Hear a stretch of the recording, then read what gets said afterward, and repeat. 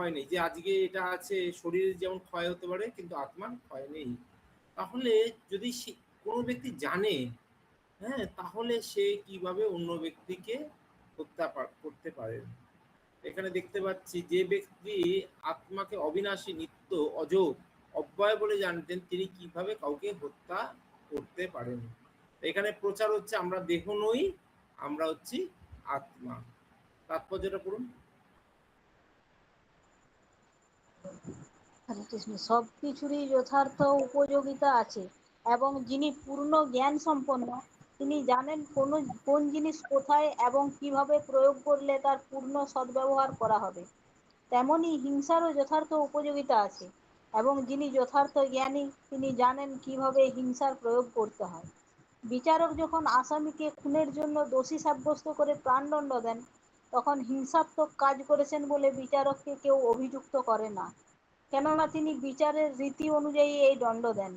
মানব সমাজের শ্রেষ্ঠ নীতিশাস্ত্র মনুসংহিতায় খুনিকে প্রাণদণ্ডে দণ্ডিত করার নির্দেশ দেওয়া আছে, যাতে এই মহাপাপের জন্য পরবর্তী জীবনে তাকে আর ফল ভোগ করতে না হয়।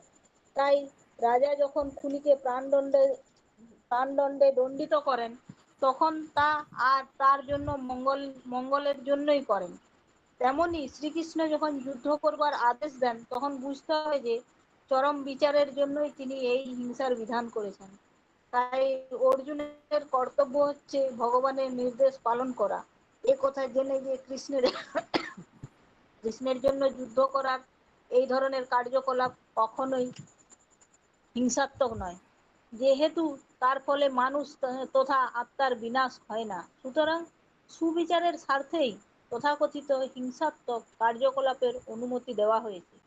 অস্ত্রোপচার করা হয় রোগ নিরাময়ের জন্য, রোগীকে মেরে ফেলার জন্য নয়। তাই শ্রীকৃষ্ণের আদেশ অনুসারে যুদ্ধ করার ফলে অর্জুনের কোনো পাপ হবার সম্ভাবনা নেই। তারপর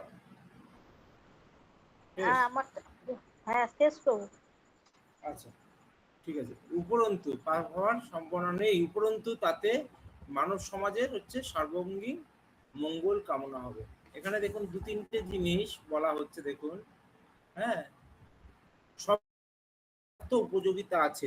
যিনি পূর্ণ জ্ঞান সম্পন্ন ব্যক্তি, তিনি জানেন কোন জিনিস কোথায় কিভাবে ব্যবহার করা যেতে পারে। দুটো উদাহরণ দিলে দেখেন আপনারাকে বুঝতে যাচ্ছে।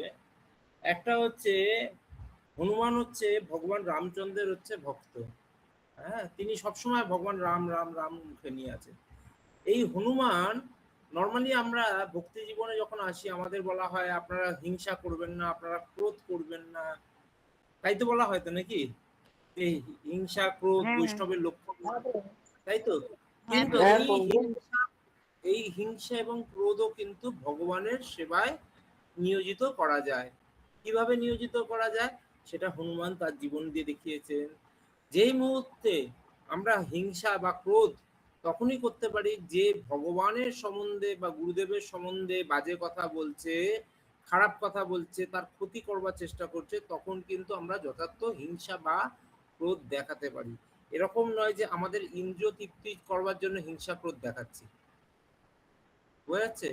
আমরা বাসে উঠলাম, ট্রেনে উঠলাম, একটা সিট নিয়ে মানুষের মধ্যে মারপিট হয়ে যায়, হয় কি হয় না?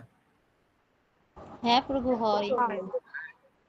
আমি মানে সেদিনকে এইখান থেকে যাচ্ছি, শিয়ালদা থেকে ট্রেন ধরছি, আমি নামবো বালিগঞ্জ স্টেশনে, নামবো জাস্ট দুটো স্টপেজ, লক্ষ্মীকান্তপুর লোকালে উঠেছি, সে এমন চাপ দিচ্ছে, আমি বললাম, আমি বলছি ভাই একটু হয় কি, মানে মানে আমার মানে আমি দুটো স্টপেজ গেছি, মনে হচ্ছে লোকে মানে যত রাগ যত ক্রোধ, কেন আমি এখানে উঠেছি। হ্যাঁ, আমাকে বলছে আপনি কেন বালিগঞ্জে নামবেন, আপনি গিয়ে নামুন, আরো দুটো স্টপেজে নামুন, তাহলে আরে বাবা, হ্যাঁ, মানুষের, আমি বুঝতে পারছি মানুষ সবাই হচ্ছে, তাহলে এখানেও হিংসা ক্রোধ হচ্ছে, কিন্তু সবাই সবার কমফোর্টেবলের উপর, মানে সবাই সবার যে থাকতে চাইছে যে আমি যে জায়গাটায় দাঁড়িয়ে আছি সেই জায়গাটায় তাকে যাতে সরতে না হয়, আমি তো নামবো আর কি, তাহলে একটু সরুন, কেন উঠেছেন আপনি, আপনি তো দুটো সময় আপনি অন্য ট্রেন ধরতে পারতেন, কেন লক্ষ্মীকান্তপুর লোকাল থেকে? আমি কি জানি ভাই, আমার তো ট্রেনে ওঠা অভ্যাস নেই, আমি জাস্ট দুটো সময়ের জন্য যে কোনো ট্রেন ধরলেই বালিগঞ্জ স্টেশন চলে যাওয়া যায়। তাই এটা অপরাধ করার পর আমার শিক্ষা নিলাম, আর যে ট্রেন ধরবো লক্ষ্মীকান্তপুর যেন না ধরতে হয়, হয়তো আবার লোকে হ্যাঁ প্রভু, এই লক্ষ্মীকান্তপুর নামখানা লোকালে সব সময় ঝগড়া যাই মারপিট যাই হোক, আমার সবসময় আমার হতেই আমার থাকে। কথাটা হচ্ছে লক্ষ্মীকান্তপুর লোকাল নিয়ে না, আমার কথাটা হচ্ছে আহ, মানুষ হচ্ছে ক্ষুদ্র ক্ষুদ্র জিনিস নিয়ে হচ্ছে মানুষ মানুষের সাথে, এমন লোকের সাথে আমার ঝগড়া হচ্ছে বা আমার সাথে কথা কাটাকাটি হচ্ছে বা আমার সাথে ঝগড়া করছে, হয়তো সারা জীবন তার সাথে দেখাই হবে না, হ্যাঁ, কিন্তু আমার মাথা মনে আছে যে আপনি কেন উঠেছেন এই ট্রেনটাতে, আপনার তো আরো দুটো স্টপেজ পরের গেনাবো, এই নেমেছিলাম। হ্যাঁ, তা এখানে বলেছি ক্রোধেরও দরকার আছে, কিন্তু সেই ক্রোধটা কি করা উচিত, যদি ভগবানের সেবায় নিয়োজিত হয়। হ্যাঁ, যেমন এর আগেও আমরা দেখেছি যে ভগবান তার সুদর্শন চক্র দিয়ে একে রক্ষা করেছিলেন, অম্বরীশ মহারাজকে রক্ষা করেছিলেন। হ্যাঁ, তা ভগবানও ক্রোধ দেখিয়েছে যখন জগাই মাদাই যখন নিত্যানন্দ প্রভুর প্রতি যখন অপরাধ করলেন, তার মাথায় যখন বাড়ি দিলেন, তখন স্বয়ং চৈতন্য মহাপ্রভু, হ্যাঁ, তখনও তিনিও কিন্তু ক্রোধ দেখিয়েছিলেন, যে তিনি হচ্ছে স্বয়ং সুদর্শনকে ডেকে নিয়ে এসেছিলেন, এনেছিলেন কিনা? হ্যাঁ প্রভু। হ্যাঁ হ্যাঁ।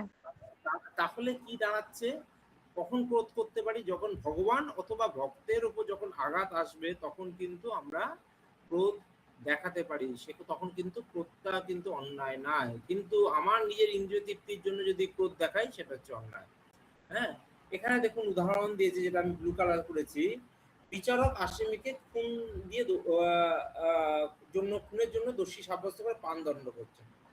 এখন দেখুন জাজ যখন বসে থাকে, জাজ যখন বলে যে আপনার ফাঁসি হলো, তখন কি সেটা বলা হয় তাকে খুনি বলা হয়? জাজকে কখনো বলা হয় যে আপনি আপনি খুনি একজন ব্যক্তি?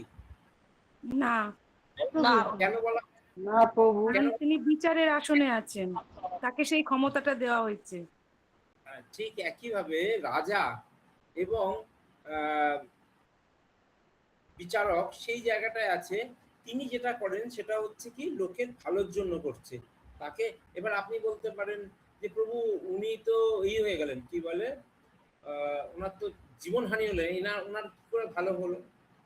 অনেক সময় বলতে পারেন তো যে লোকটার ফাঁসি হয়ে গেল, এর আর কি ভালো হলো?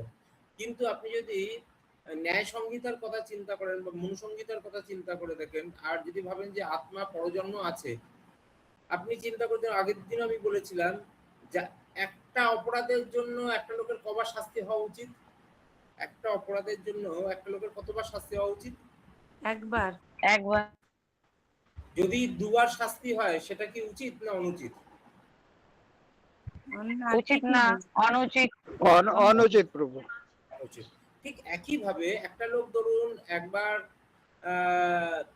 অপরাধ করলো, কোনো একটা অপরাধ, এবং তার ফাঁসি হয়ে গেল, তাহলে একবার সে শাস্তি করেছে, একবার তার অপরাধ হয়ে গেল, এইবার সেই লোকটা এই জন্মে তার শাস্তি হলো না, এবার সে হচ্ছে পরজন্মে লাভ করলো এবং পরজন্মে গিয়ে তার শাস্তিটা হবে। তাহলে এই জন্মে তো ভুগলো, পরের জন্মে গিয়েও হয়তো সে হয়তো অন্ধ হয়ে দাঁড়া গেল বা খোঁড়া হয়ে গেল, তাহলে তার শাস্তিটা দেখুন পরের জন্মে চলে গেল। তাহলে কোনটা ভালো, যে বিচারক তাকে মৃত্যুদণ্ড দিয়ে তার ভালো করলো কি খারাপ করলো? ভালো করলো প্রভু। ভালো ভালো। কিন্তু আপাত দৃষ্টিতে কি মনে হলো, যে লোকটার মৃত্যুদণ্ড হয়ে গেল, হ্যাঁ, এটা তো ঠিক হলো না। হ্যাঁ, তাকে ছেড়ে, অনেক মানবতাবাদীরা এরকম আছে যে না, মৃত্যুদণ্ডের বিরোধিতা আছে, যে না, মানুষের মৃত্যুদণ্ড কেন দেওয়া হচ্ছে। কিন্তু যদি আপনি শাস্ত্র দিক দিয়ে চিন্তা করেন, এটা তার কাছে ভালো, সেই জন্য বলা হচ্ছে, দেখুন এখানে যে খুনিকে প্রাণদণ্ড দেওয়া মঙ্গলের জন্যই দেওয়া হচ্ছে, এটা হচ্ছে বুঝতে হবে। ঠিক ভগবান শ্রীকৃষ্ণ যে অন্যায় করেছে যাদের, তাদেরকে যখন বলছে যে এদেরকে উপযুক্ত বিচার দাও, তখন ভগবান তাদের ভালোর জন্যই বলছে। এবং দেখবেন এক একজনের যদি ইতিহাস দেখেন, যারা ভগবান শরণাপন্ন হয়ে ভগবানের হাতে যারা মৃত্যুবরণ করেছে, তারা কিন্তু কেউ নরকগামী হয়নি, তারা কিন্তু ব্রহ্মজ্যোতিতে বিলীন হয়ে গেছে, সে কংস থেকে শুরু করে সবাই, তাই না? হ্যাঁ প্রভু। হ্যাঁ প্রভু। তাহলে ভগবানের আদেশে যদি মৃত্যুও হয় সেটা হচ্ছে অনেক বেটার। হ্যাঁ, এখানে একটা সুন্দর উদাহরণ দেওয়া আছে। তা অনেক সময় দেখবেন অপারেশন থিয়েটার, আমাদের এখানে অনিমা মাতাজি আছে, গৌরী মাতাজি আছে, এরা সব অপারেশন থিয়েটারের নার্স। হ্যাঁ, তা এই নার্সিং যখন করে তখন ডাক্তার কি তাকে অস্ত্রোপচার যে করে তাকে রোগ সারানোর জন্য করে না মেরে ফেলার জন্য করছে? রোগ সারানোর রোগ জন্য। সারানোর জন্য। রোগ সারানোর জন্য। অর্থাৎ কি সারানোর আপনি জন্য। আজকে লক্ষিন্দর বাবুর সাথে কারোর একটা কিছু গন্ডগোল হয়েছে, সে লক্ষিন্দর বাবু এখন ছুরি নিয়ে বেরোলো, সেটা কিন্তু অপরাধ। কিন্তু সেই ডাক্তার যখন ছুরি নিয়ে বেরোচ্ছে তখন হচ্ছে কিন্তু রোগীকে সুস্থ করবার জন্য। বুঝেছেন কি হ্যাঁ কথাটা? হ্যাঁ हाँ हाँ হ্যাঁ, प्रभु हाँ। একই জিনিস কিন্তু ভাবনা দুই রকম।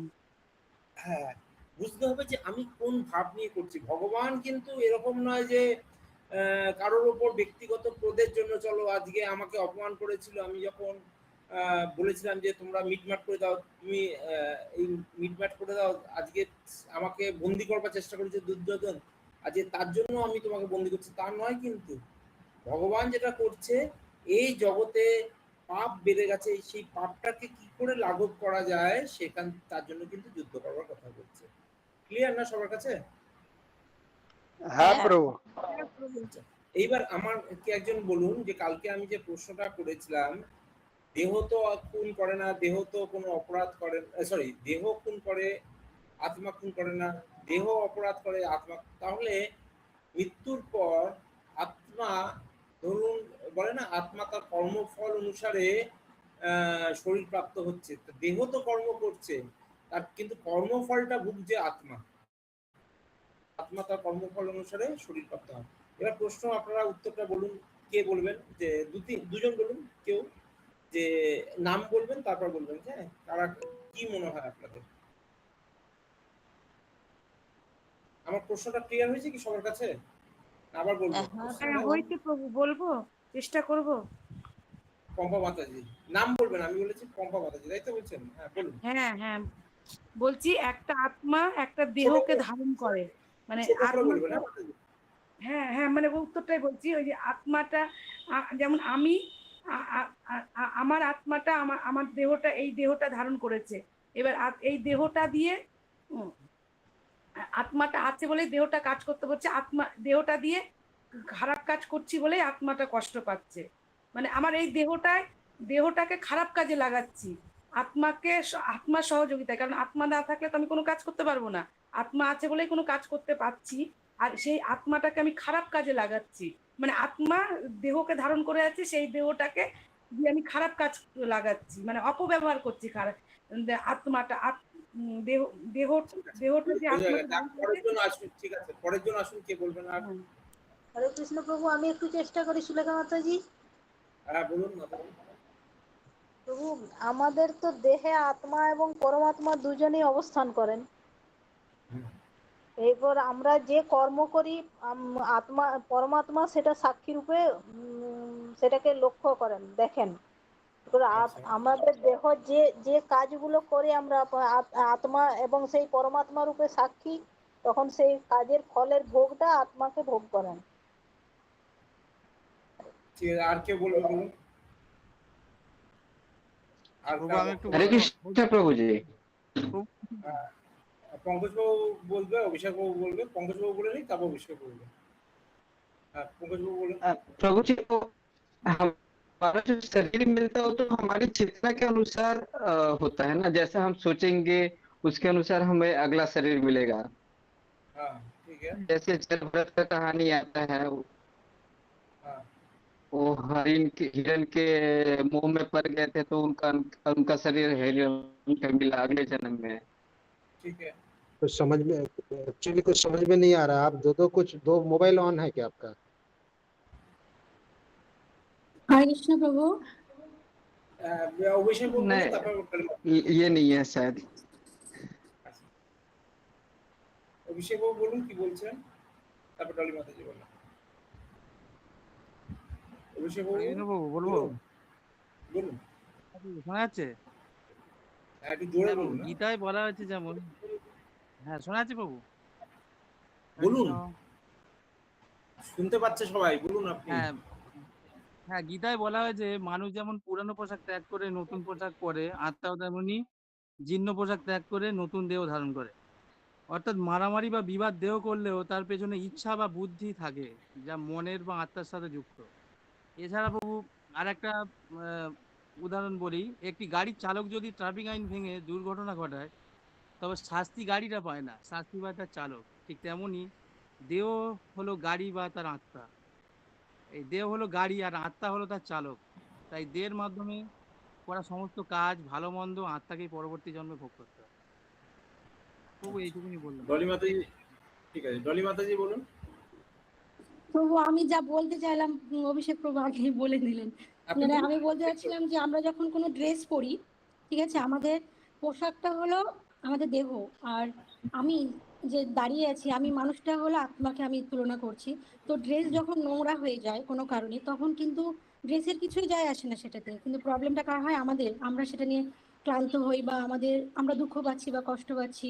আর সেই ড্রেসটাকে পরিষ্কার করার জন্য আমাদেরই বারবার সেটাকে মানে কি করতে হচ্ছে, ডিটারজেন্ট দিতে হচ্ছে। তো ঠিক সেরকম আমাদের দেহ আর আত্মা এই ঠিক এরকম ভাবেই কাজ করছে, যে দেহ খারাপ কাজ করছে কিন্তু কষ্ট পাচ্ছে আত্মা, সেটাকে ভুক্তভোগী হতে হচ্ছে আত্মাকেই। শীতাংশু কি বলছেন বলুন। প্রভু আমি একটা বলছি, বলুন। আমি বলছি যেমন আমরা নাকে নিঃশ্বাস নিই, মানে অক্সিজেন যাওয়া আর ছাড়া যেরকম ওতপ্রোতভাবে জড়িত একজন আরেকজনের সাথে, তেমনি আত্মা আর শরীর একদম ওতপ্রোতভাবে জড়িত। যেমন আমরা শ্বাস যদি আমরা দেরি করে একটু না নিই, তাহলে তারপর ছাড়ার সময় আমাদের শরীর যেমন কষ্ট হয়, তেমনি সেম আত্মা আর শরীরের সঙ্গে দুজনের একদম ওতপ্রোতভাবে জড়িত, একজন আরেকজনের। এইটাই বলতে চাইছি। আচ্ছা, ঠিক আছে, শীতাংশু কি বলছিলেন বলুন। শীতাংশু কি বলছিলেন বলুন। হ্যাঁ হ্যাঁ প্রভু, আত্মা আহ, শাস্তি শাস্তি পাচ্ছেন, এটা এই কথাটা বলছেন কেন? যে আমি শরীর হিসাবে কাউকে খুন করলাম, আমি খুন করলাম, দেখুন, আমি শাস্তি আমি খুন এসেন্সে করার। বলছি, দাঁড়ান, আমি চেষ্টা করি যে শাস্তি এসেন্সে বলছি। ধরুন আপনি এই জন্মে ভালো কাজ করলেন, আমরা বলছি না ভালো শরীর প্রাপ্ত হবেন, খারাপ কাজ করলে খারাপ শরীর প্রাপ্ত হবে, এটা তো বলি তো। আপনি চিন্তা খারাপ করে জন্য দেখুন, প্রাপ্ত আপনি হবে, হ্যাঁ। আপনি দেখুন, আপনি এই জন্মে এমন কিছু কাজ করলেন, পরবর্তী সময় আপনি এমন শরীর প্রাপ্ত হলেন যেখানে ভগবানের নাম করতে পারলেন না, তাহলে কি এটা কি ভালো আপনার হলো না খারাপ হলো? খারাপ হলো, খারাপ হলো। আধ্যাত্মিক বিচারে খারাপ হলো। আমি সেই সেন্সে বলছি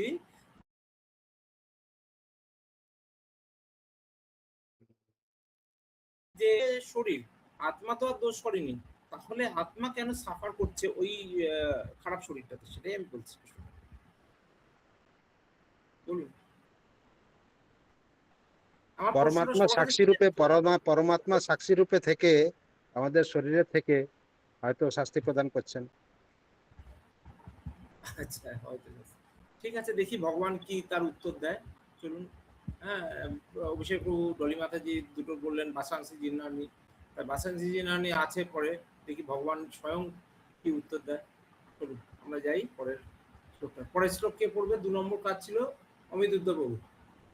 আমি আছি প্রভু। অমিত, হ্যাঁ, আমরা প্রশ্ন আসবো, ক্লাসের শেষে অন্তত উত্তরটা নেওয়ার চেষ্টা করি।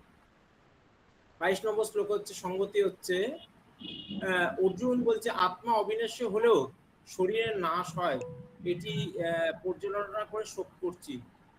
তার উত্তরে শ্রীকৃষ্ণ বললেন যে আত্মা এবং দেহ পদার্থের সাথে মানুষের হচ্ছে জীর্ণ বস্ত্র। বলছে তোমার কোনো অবস্থাতেই কি হচ্ছে দুঃখ করা উচিত না। হ্যাঁ, কারণ কি, আত্মা তো, তুমি যদি ভাবো যে তুমি আত্মা, তাহলে তো আত্মা অবিনাশী, অবিনাশী মানে হচ্ছে তার তো মৃত্যু নেই। আর যদি শরীরটা হয়, শরীরটাও তো একটা সময় জীর্ণ বস্ত্রের মতো পরিত্যাগ হচ্ছে, তার জন্য দুঃখ করেন। তা আপনারা অনেকেই থাকেন না এরকম, যে পুরোনো ড্রেস খারাপ হয়ে গেলে ছাড়তে দুঃখ হয় না, মায়া হয়? হ্যাঁ প্রভু, হয়। হ্যাঁ প্রভু, হয়। যে কতদিন ধরে ছিলাম, হ্যাঁ, এই শাড়িটা পরতাম, হঠাৎ করে শাড়িটা কিরকম একটা খোঁচা লাগলো আর শাড়িটা ছিঁড়ে গেল, হ্যাঁ শাড়িটা কিরকম রং উঠে গেল, কত আমার আদুরের শাড়ি ছিল, কত বার করেছি, এরকম হয় তো। হায় প্রভু, হ্যাঁ রিক্সা থেকে নামতে গিয়ে ফেসে গেল। হ্যাঁ, কিন্তু তাহলে এবার ওইটা কতদিন, সারা জীবন থাকে না কিছুক্ষণ বা কয়েকদিন থাকে? হ্যাঁ, কিছুদিনের জন্য তারপর থাকে প্রভু, হ্যাঁ? কিছুদিনের জন্য থাকে। কেন কেন থাকে, কার বেশি হয় বলুন তো? যখন আপনি জানেন যে ওই আমার একটাই শাড়ি ছিল, হ্যাঁ এছাড়া আর আমার শাড়ি নেই, হ্যাঁ তখন দেখবেন দুঃখটা বেশি হয়। আর আপনার কাছে যদি অনেক অনেক শাড়ি থাকে তাহলে তো আপনার দুঃখটা কম হবে না তুলনায়?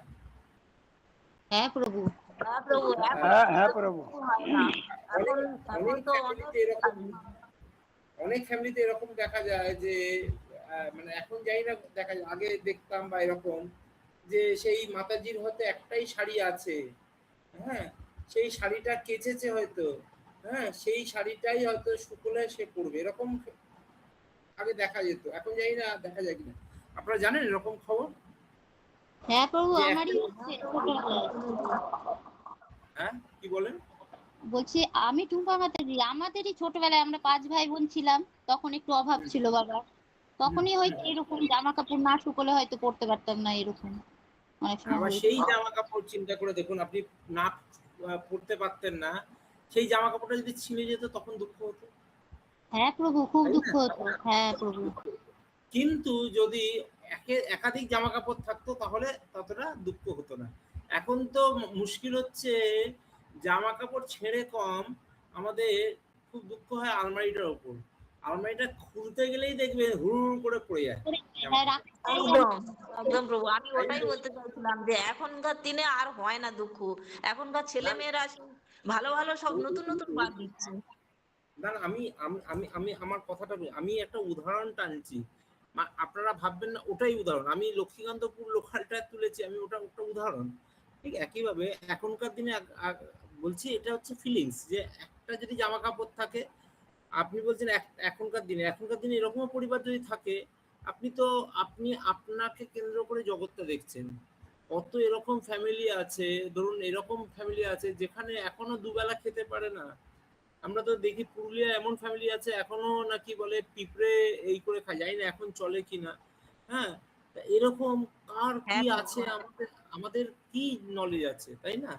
আসুন অমিত বাবু, হ্যাঁ আপনি শ্লোকটা পড়ুন। हरे कृष्ण प्रभु। हरे कृष्ण। बस श्लोक नंबर 22। बसंसि जीर्णानि यथा विहाय नवानि विहाति नरो पराणि तथा शरीराणि विहाय जीर्णानो न अन्नानि संयोति नवानि देहि। এই শ্লোকটা আমরা পড়েছিলাম না আপনাদের সবাইকে, মনে আছে? পড়াশোনা। হ্যাঁ প্রভু। জীর্ণানি যথা বিহায় নবানি গৃহ্ণাতি নরোপরাণি তথা শরীরাণি বিহায় জীর্ণান নানি সংজাতি নবানি দেহি। এটা আপনাদের মনে হয় পড়া আছে। হ্যাঁ, গীতার গানটা পড়ুন। গীতার গানটা পড়ুন। পুরাতন বস্ত্র যথা ভঙ্গুর শরীর তথা এক ছাড়ি অন্য বস্ত্র পরে, পুরাতন বস্ত্র ছাড়ে নবীন বসন পরে, নবীন শরীর সেই ধরে। জীর্ণ শরীর ছাড়ি নবীন শরীর ধরি, দেহ নব দেহি নব্য হয় পূর্ণ পুনরায়, দেহ দেহি এক ভেদ, তাহাতে বা কিবা ক্ষেত, ছাড় দুঃখ যুদ্ধ করিবার। অনুবাদ হচ্ছে, মানুষ যেমন জীর্ণ বস্ত্র পরিত্যাগ করে নতুন বস্ত্র ধারণ করে, দেহিও তেমন জীর্ণ শরীর ত্যাগ করে নতুন শরীর হচ্ছে ধারণ করে। এই শ্লোকটা আপনারা যদি আমি বেশ কয়েক বছর আগে বা কয়েক মাস আগে আমি একবার কারোর জন্য গেছিলাম এখানে আমাদের কেওড়াতলা মহাশ্মশানে। কেওড়াতলা মহাশ্মশানে যখন গেছিলাম তখন এই শ্লোকটা ওখানে হচ্ছে বড় করে লেখা আছে, কিন্তু আলটিমেটলি লেখা আছে ভগবান গীতার জ্ঞান। কতজন পড়ে আর কতজন বোঝে জানি না। হ্যাঁ, তাই এখানে তার উদাহরণটা এখানে দেওয়া আছে যে মানুষ যেমন জীর্ণ বস্ত্র পরিত্যাগ করে নতুন বস্ত্র পরিধান করে, দেহিও তেমন জীর্ণ শরীর ত্যাগ করে নতুন দেহ ধারণ করে। মানে কি, পুরনো বস্ত্র, জীর্ণ মানে হচ্ছে পুরনো বস্ত্র ত্যাগ করে হচ্ছে নতুন বস্ত্র করছে। হ্যাঁ, যে আমরা আগে হয়তো দুর্গাপূজার সময় নতুন ড্রেস পেলাম, কত আনন্দ, তাই না? দুর্গাপূজার পর সময় যখন নতুন ড্রেস পেতেন আনন্দ হতো কিনা? হ্যাঁ হ্যাঁ প্রভু। প্রভু, খুব হ্যাঁ আনন্দ হতো। হ্যাঁ আনন্দ হতো। হ্যাঁ, তখন আর পুরনো যে ড্রেসটার কথা মনে পড়তো না না সেটা প্রভু। হয়ে যেত না না ঠিক ঠিক একইভাবে দেখুন, আমাদেরও হচ্ছে যদি চলে যায় দুঃখ করার চেয়ে উল্টে আনন্দ করা উচিত। কেন আনন্দ করা উচিত? যে আজকে সে এই দেহটা, ভঙ্গুর দেহটা পরিত্যাগ করে নতুন দেহ প্রাপ্ত হলো। নর্মালি দেখবেন বৈষ্ণবদের যখন তিরোধান দিবস হয় সেখানেও কিন্তু ফিস্ট প্রসাদ খাওয়ানো হয়, সেখানেও গান কীর্তন চলে। দেখেছেন কি আপনারা? হ্যাঁ প্রভু। হ্যাঁ হ্যাঁ প্রভু। হ্যাঁ বৈষ্ণবদের যদি তিরোধান দিবস হয় সেখানে দেখবেন একটা ফিস্ট প্রসাদ খাওয়া দাওয়া। অনেকে বলবে এই এত খাওয়া দাওয়া করাচ্ছে, এই তো জন্মদিন না, এই তো মৃত্যুদিন। কারণ কি, তারা তখন আর শরীরে থাকে না, তখন তারা আত্মা তত্ত্ব। এই কিছুদিন বাদেই দেখবেন প্রভুপাদের হচ্ছে আবির্ভাব তিথি, তারপরে হচ্ছে প্রভুপাদের হচ্ছে তিরোভাব তিথি, এবং ফিস্ট প্রসাদ হবে। ফিস্ট প্রসাদ সবাই আসো, সবাই হচ্ছে খাও। আবির্ভাব তিথিতে যত খাওয়া হবে তিরোভাব তিথিতেও ঠিক সেরকম ভাবে খাওয়ানো হবে। মানে কি, তখন সে আর দেহ তত্ত্বে থাকে না, সে হচ্ছে আত্মা তত্ত্বে। জাস্ট ধরুন প্রভুপাদ যখন শরীর রাখছিল, তার শরীরের অবস্থাটা কি দেখেছিলেন? জীর্ণ হয়ে গেছিল না? দেখেছি, খুবই দেখে মন খারাপ হয়ে যাবে, একদম কেমন জীর্ণ হয়ে গেছিল একবারে। জীর্ণ হয়ে গেছে তো। ঠিক একইভাবে যখন প্রভুপাদ নতুন শরীর প্রাপ্ত হলো তখন আর তো জীর্ণ না। এবার তখন পরবর্তী সময় যদি সে ভগবত ধামে চলে যেতে পারে, তাহলে এই শরীর প্রাপ্ত ভালো না ভগবত ধাম চলে যাওয়া ভালো? অবশ্যই ভগবত ধাম ভগবত ধামে চলে যাওয়া ভালো। অথবা নতুন শরীর যখন ভগবান যদি যেখানে পাঠিয়েছে তাকে আবার মনে হচ্ছে যদি পাঠায়, আরো লোককে উদ্ধার করা দরকার, যে ভগবান আবার যদি পাঠায় তাহলে তাকে ভক্ত করে পাঠাচ্ছে, তখন আবার তার যে রোগ ব্যাধি সমস্ত ত্যাগ করে সে আবার নতুন করে লোককে। তাহলে কারোর মারা যাওয়াটা দুঃখ করা উচিত নয়, কারণ ওটা যেন পোশাক পরিবর্তন করা উচিত।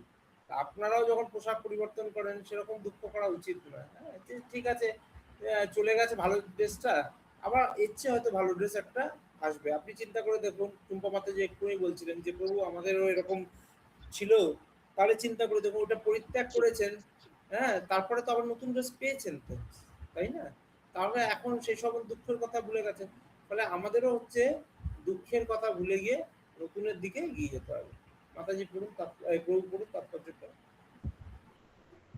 তাৎপর্য, পারমাণবিক পারমাণবিক জীবাত্মা যে এক দেহ ছেড়ে আরেক দেহ ধারণ করে তা সর্বজন স্বীকৃত তথ্য। তবুও আধুনিক যুগে কিছু বৈজ্ঞানিক আত্মার অস্তিত্বে বিশ্বাস করে না, অথচ হৃদয় থেকে কেমন করে শক্তি সঞ্চালিত হয় তা বোঝাতে পারে না। কিন্তু তারাও স্বীকার করতে বাধ্য হয় যে প্রতি মুহূর্তে দেহের পরিবর্তন হচ্ছে, এবং এই পরিবর্তনের ফলেই দেহে শৈশব, যৌবন ও বার্ধক্য দেখা দেয়। বার্ধক্যের পর আত্মা অন্য দেহ ধারণ করে। এই সম্বন্ধে ইতিপূর্বেই 2:13 বিশেষভাবে আলোচনা করা হয়েছে। পরমাত্মার কৃপার ফলেই অনু আত্মা ভিন্ন ভিন্ন দেহ প্রাপ্ত হয়। বন্ধু যেমন বন্ধুর মনোবাঞ্ছা পূরণ করে, পরমাত্মাও তেমন অনু আত্মার মনোবাঞ্ছা পূর্ণ করেন। মুন্ডক উপনিষদ ও শ্বেতাসতর উপনিষদে আত্মা এবং পরমাত্মাকে একই গাছে বসে থাকা দুইটি পাখির সঙ্গে তুলনা করা হয়েছে। তাদের মধ্যে একটি পাখি জীবাত্মা, সেই গাছের ফল খাচ্ছে, আর অন্য পাখিটি শ্রীকৃষ্ণ তার বন্ধুকে পর্যবেক্ষণ করে চলেছেন। এই দুটি পাখি গুণগতভাবে যদিও এক, তবুও তাদের একজন হচ্ছে সেই জড়জাগতিক গাছের ফলের আকর্ষণে আবদ্ধ, আর অন্যজন একান্ত সুহৃদয়ের মতো তার কার্যকলাপ কেবল পর্যবেক্ষণ করে চলেছে। শ্রীকৃষ্ণ হচ্ছেন সাক্ষী রূপ পাখি, আর অর্জুন হচ্ছেন ফল আহাররত পাখি। যদিও তারা একে অপরের বন্ধু, তবুও তাদের একজন হচ্ছে প্রভু আর অন্য একজন হচ্ছেন ভৃত্য। জীবাত্মা এবং পরমাত্মার সঙ্গে তার এই সম্পর্কের কথা ভুলে যাওয়ার ফলেই এক গাছ থেকে আরেক গাছে, অর্থাৎ এক দেহ থেকে আরেক দেহে সে ঘুরে বেড়ায়। এই জড় দেহরূপ বৃক্ষের জীবাত্মা কঠোর সংগ্রাম করছে, কিন্তু যে মুহূর্তে সে অন্য পাখিটিকে পরম গুরু রূপে গ্রহণ করতে সম্মত হয়, যেভাবে অর্জুন শ্রীকৃষ্ণের উপদেশ লাভের জন্য স্বতঃস্ফূর্তভাবে তার কাছে আত্মসমর্পণ করতে সম্মত হয়েছিলেন, তৎক্ষণাৎ অধীন পাখিটি সমস্ত শোক থেকে মুক্ত হয়। মুন্ডক উপনিষদ ও শ্বেতাশ্বতর উপনিষদে প্রতিপন্ন করে বলা হয়েছে, সামনে বৃক্ষে পুরুষ দুটো এটা বলুন, দুটো পাখি মোহমান দুষ্ট। না, দুটো পাখি এখানে বলুন। আচ্ছা, দুটি পাখি একই গাছে বসে আছে, কিন্তু যে পাখিটি ফল আহারে রত ভোক্তা রূপে সর্বদাই শোক আশঙ্কা ও গাছের ফলের ভোক্তা রূপে সর্বদাই শোক আশঙ্কা ও উদ্বেগের দ্বারা মুহ্যমান। কিন্তু যদি সে একবার তার নিত্যকালের বন্ধু অপর পাখিটির দিকে ফিরে তাকায়, তবে তৎক্ষণাৎ তার সমগ্র শোকের অবসান হয়, কারণ তার বন্ধুটি হচ্ছেন পরমেশ্বর ভগবান এবং তিনি সমগ্র ঐশ্বর্যের দ্বারা মহিমান্বিত। অর্জুন তার কাছে নিত্যকালের বন্ধু ভগবান শ্রীকৃষ্ণের দিকে ফিরে তাকিয়েছিলেন এবং তার কাছ থেকে ভগবদ গীতার তত্ত্ব জানতে পেরেছেন। এইভাবেই ভগবান শ্রীকৃষ্ণের কাছ থেকে শ্রবণ করার ফলে তিনি ভগবানের পরম মহিমা উপলব্ধি করতে পারেন এবং সমস্ত শোক থেকে মুক্ত হন। ভগবান এখানে অর্জুনকে উপদেশ দিয়েছেন তার বৃদ্ধ পিতামহ, শিক্ষক আদি আত্মীয় পরিজনদের জন্য শোক না করতে। পক্ষান্তরে সেই ধর্মযুদ্ধে প্রাণ ত্যাগ করার ফলে তাদের দেহগত কর্মফলজনিত সমস্ত পাপ থেকে তারা মুক্ত হবেন বলে আনন্দিত হওয়া উচিত। যজ্ঞবেদীতে অথবা ধর্মযুদ্ধে আত্মোৎসর্গ করলে তৎক্ষণাৎ সমস্ত পাপ থেকে মুক্ত হওয়া যায় এবং তার ফলে উচ্চতর জীবন লাভ হয়। সুতরাং অর্জুনের শোক করার কোনো কারণ ছিল না। অর্জুনের যে শোকের যে কারণটা চলছে আমাদের, সেটা কি কারণ ছিল? প্রথম কারণটা কি ছিল? করুণা। হ্যাঁ, দেহের প্রতি। হ্যাঁ, তা এখানে আমরা দেখুন দেহের 6টা পরিবর্তন আমরা দেখতে পাচ্ছি। জন্ম, বৃদ্ধি, দেখবেন আপনাদের কোশ্চেন আছে, হ্যাঁ, স্থিতি, তারপর যে সন্তান উৎপন্ন, ক্ষয় আর বিনাশ, 6টা স্থিতি। হ্যাঁ, জন্মের পর হচ্ছে বৃদ্ধি, সেই অবস্থাটাকে বলছে কৌমর, সেটা হচ্ছে কৌমর আগের দিন বললাম। তারপর হচ্ছে যৌবন, মানে যৌবন হচ্ছে স্থিতি। তারপর পূর্ণবয়স্ক হলো, তারপর হচ্ছে বার্ধক্য হলো, তারপর মৃত্যু হলো, মৃত্যুর আগে দেখবেন ক্ষয়, শরীরটা ক্ষয় হলো, তারপর হচ্ছে বিনাশ হলো।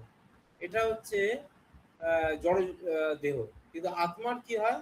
আত্মা হচ্ছে তার কিন্তু এই জন্ম মৃত্যু জরাব্যাধির মধ্যে নেই, সে হচ্ছে নিত্য অবিনাশী এবং হচ্ছে পরিবর্তনশীল। আপনারা জানেন তো এটা জন্ম বৃদ্ধি স্থিতি, এটা জানেন তো সবটা? হ্যাঁ প্রভু। হ্যাঁ প্রভু। হ্যাঁ, এই যে 6টা পরিবর্তন দেহে।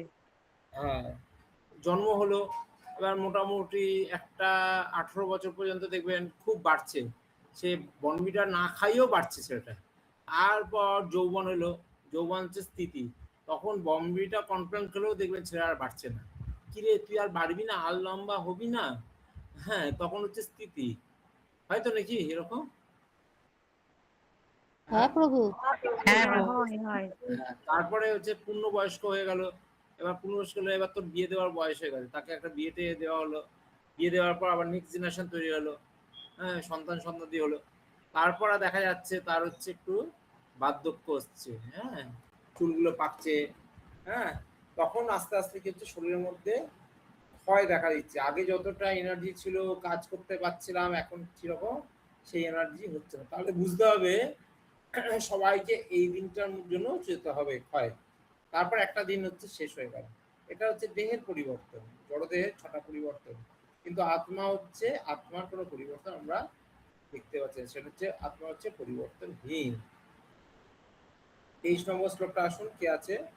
হ্যাঁ প্রভু, আমি কৃষ্ণা বলছি। বলছে কি প্রকারে বধ করিবে ইত্যাদি শ্লোকে, হ্যাঁ, বাক্য দ্বারা বধ করেছে আত্মা স্বরূপ। হ্যাঁ হ্যাঁ, এই হরে শ্লোকটা কৃষ্ণ মনে হয় প্রভু। আপনাদের পড়িয়েছিলাম আমরা, মনে হচ্ছে 23 নম্বর শ্লোকটাও পড়িয়েছিলাম হ্যাঁ মনে হয়। হ্যাঁ হ্যাঁ প্রভু, হয়েছিল। বলুন সুন্দর। দ্বিতীয় অধ্যায় শ্লোক নম্বর 23। নৈনং ছিদন্তি সন্ত্রাণি নৈনং দহতি পাবক ন চৈনং ক্লেদয়ন্তব ন শোষয়তি মারুত। হরে কৃষ্ণ। হ্যাঁ প্রভু। অস্ত্রাঘাতে নাহি কাটে চিন্ময় শরীর, অগ্নি না জ্বালায় তাহা শুনুক বিজ্ঞবীর।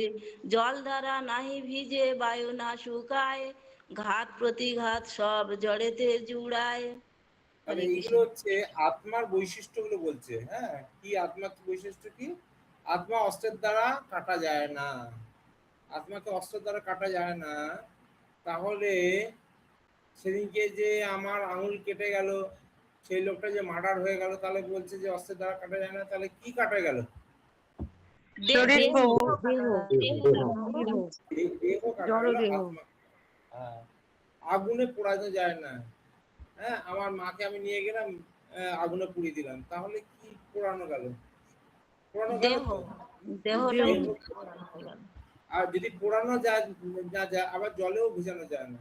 মানে আমি সকালবেলা খুব বৃষ্টি পড়ছিল, আমি হয়তো ভিজে গেলাম, তাহলে আমার দেহ ভিজছে, আত্মা ভেজানো হচ্ছে না। আর ভিজছে না যখন, তখন আবার হাওয়াতে শুকানো যাচ্ছে না। যে চলো একটা আত্মাটা ভিজে গেছে, ক্লিপে করে একটা করে রোদ্দুরে শুকোতে দিচ্ছি। আত্মাকে ক্লিপ দিয়ে রোদ্দুরে শুকানো যায় না। হ্যাঁ প্রভু, হাসির কথা। এখানে দেখুন 4টে ছবি দেওয়া আছে, যে এখানে দেখুন আত্মাকে অস্ত্র দিয়ে কাটা যায় না, আগুনে পোড়ানো যায় না, জলে ভেজানো যায় না, আর হাওয়াতেও শুকানো যায় না। এখানে এটা বোঝা যাচ্ছে কি আত্মা হচ্ছে অবিনাশী, তাকে কিছুতেই ধ্বংস করা যায় না। তাহলে আমরা যদি আত্মা হই, তাহলে আমাদের দেখুন তো ওই যেতে আর ভয় লাগবে কোথা থেকে? আজকে যদি আমি মার্ডার হয়ে যাই বা খুন হয়ে যাই, যদি আমি ভাবি আত্মা, তাহলে আমার কোনো কিছু ভয় নেই। আর যখনই আমি ভাববো দেহ, তখন কিন্তু আমার দেখো 5টা ভয় চলে আসবে, তাই না? তারপর যেটা হ্যাঁ বলুন মাতাজি। হ্যাঁ প্রভু। আত্মাকে অস্ত্রের দ্বারা কাটা যায় না, আগুনে পোড়ানো যায় না, জলে ভেজানো যায় না, অথবা হাওয়াতে শুকানো যায় না। তাৎপর্য: তরবারি, আগ্নেয়াস্ত্র, বর্জনাস্ত্র, বায়বীয় অস্ত্র আদি কোন রকমের অস্ত্রশস্ত্রই আত্মাকে হত্যা করতে পারে না। এই শ্লোকে বোঝা যায় মহাভারতের যুগে আধুনিক যুগের মতো আগ্নেয়াস্ত্র তো ছিলই, আর তাছাড়া জল, বায়ু, আকাশ আদির তৈরি অস্ত্রের ব্যবহারও ছিল। আধুনিক যুগের পারমাণবিক অস্ত্রশস্ত্রগুলি এক রকমের আগ্নেয়াস্ত্র, কিন্তু তথাকথিতভাবে বিজ্ঞানের উন্নতি হলেও জল, বায়ু, আকাশ আদির দ্বারা নির্মিত অস্ত্রের ব্যবহার আধুনিক বৈজ্ঞানিকদের কাছে সম্পূর্ণ অজ্ঞাত।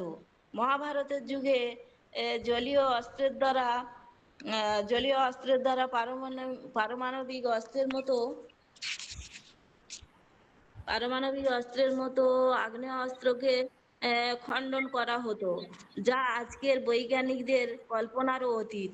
সেই যুগের বীরেরা যে সমস্ত অদ্ভুত ঝটিকা অস্ত্রের ব্যবহার জানতেন, তা আধুনিক বৈজ্ঞানিকরা কল্পনাও করতে পারে না।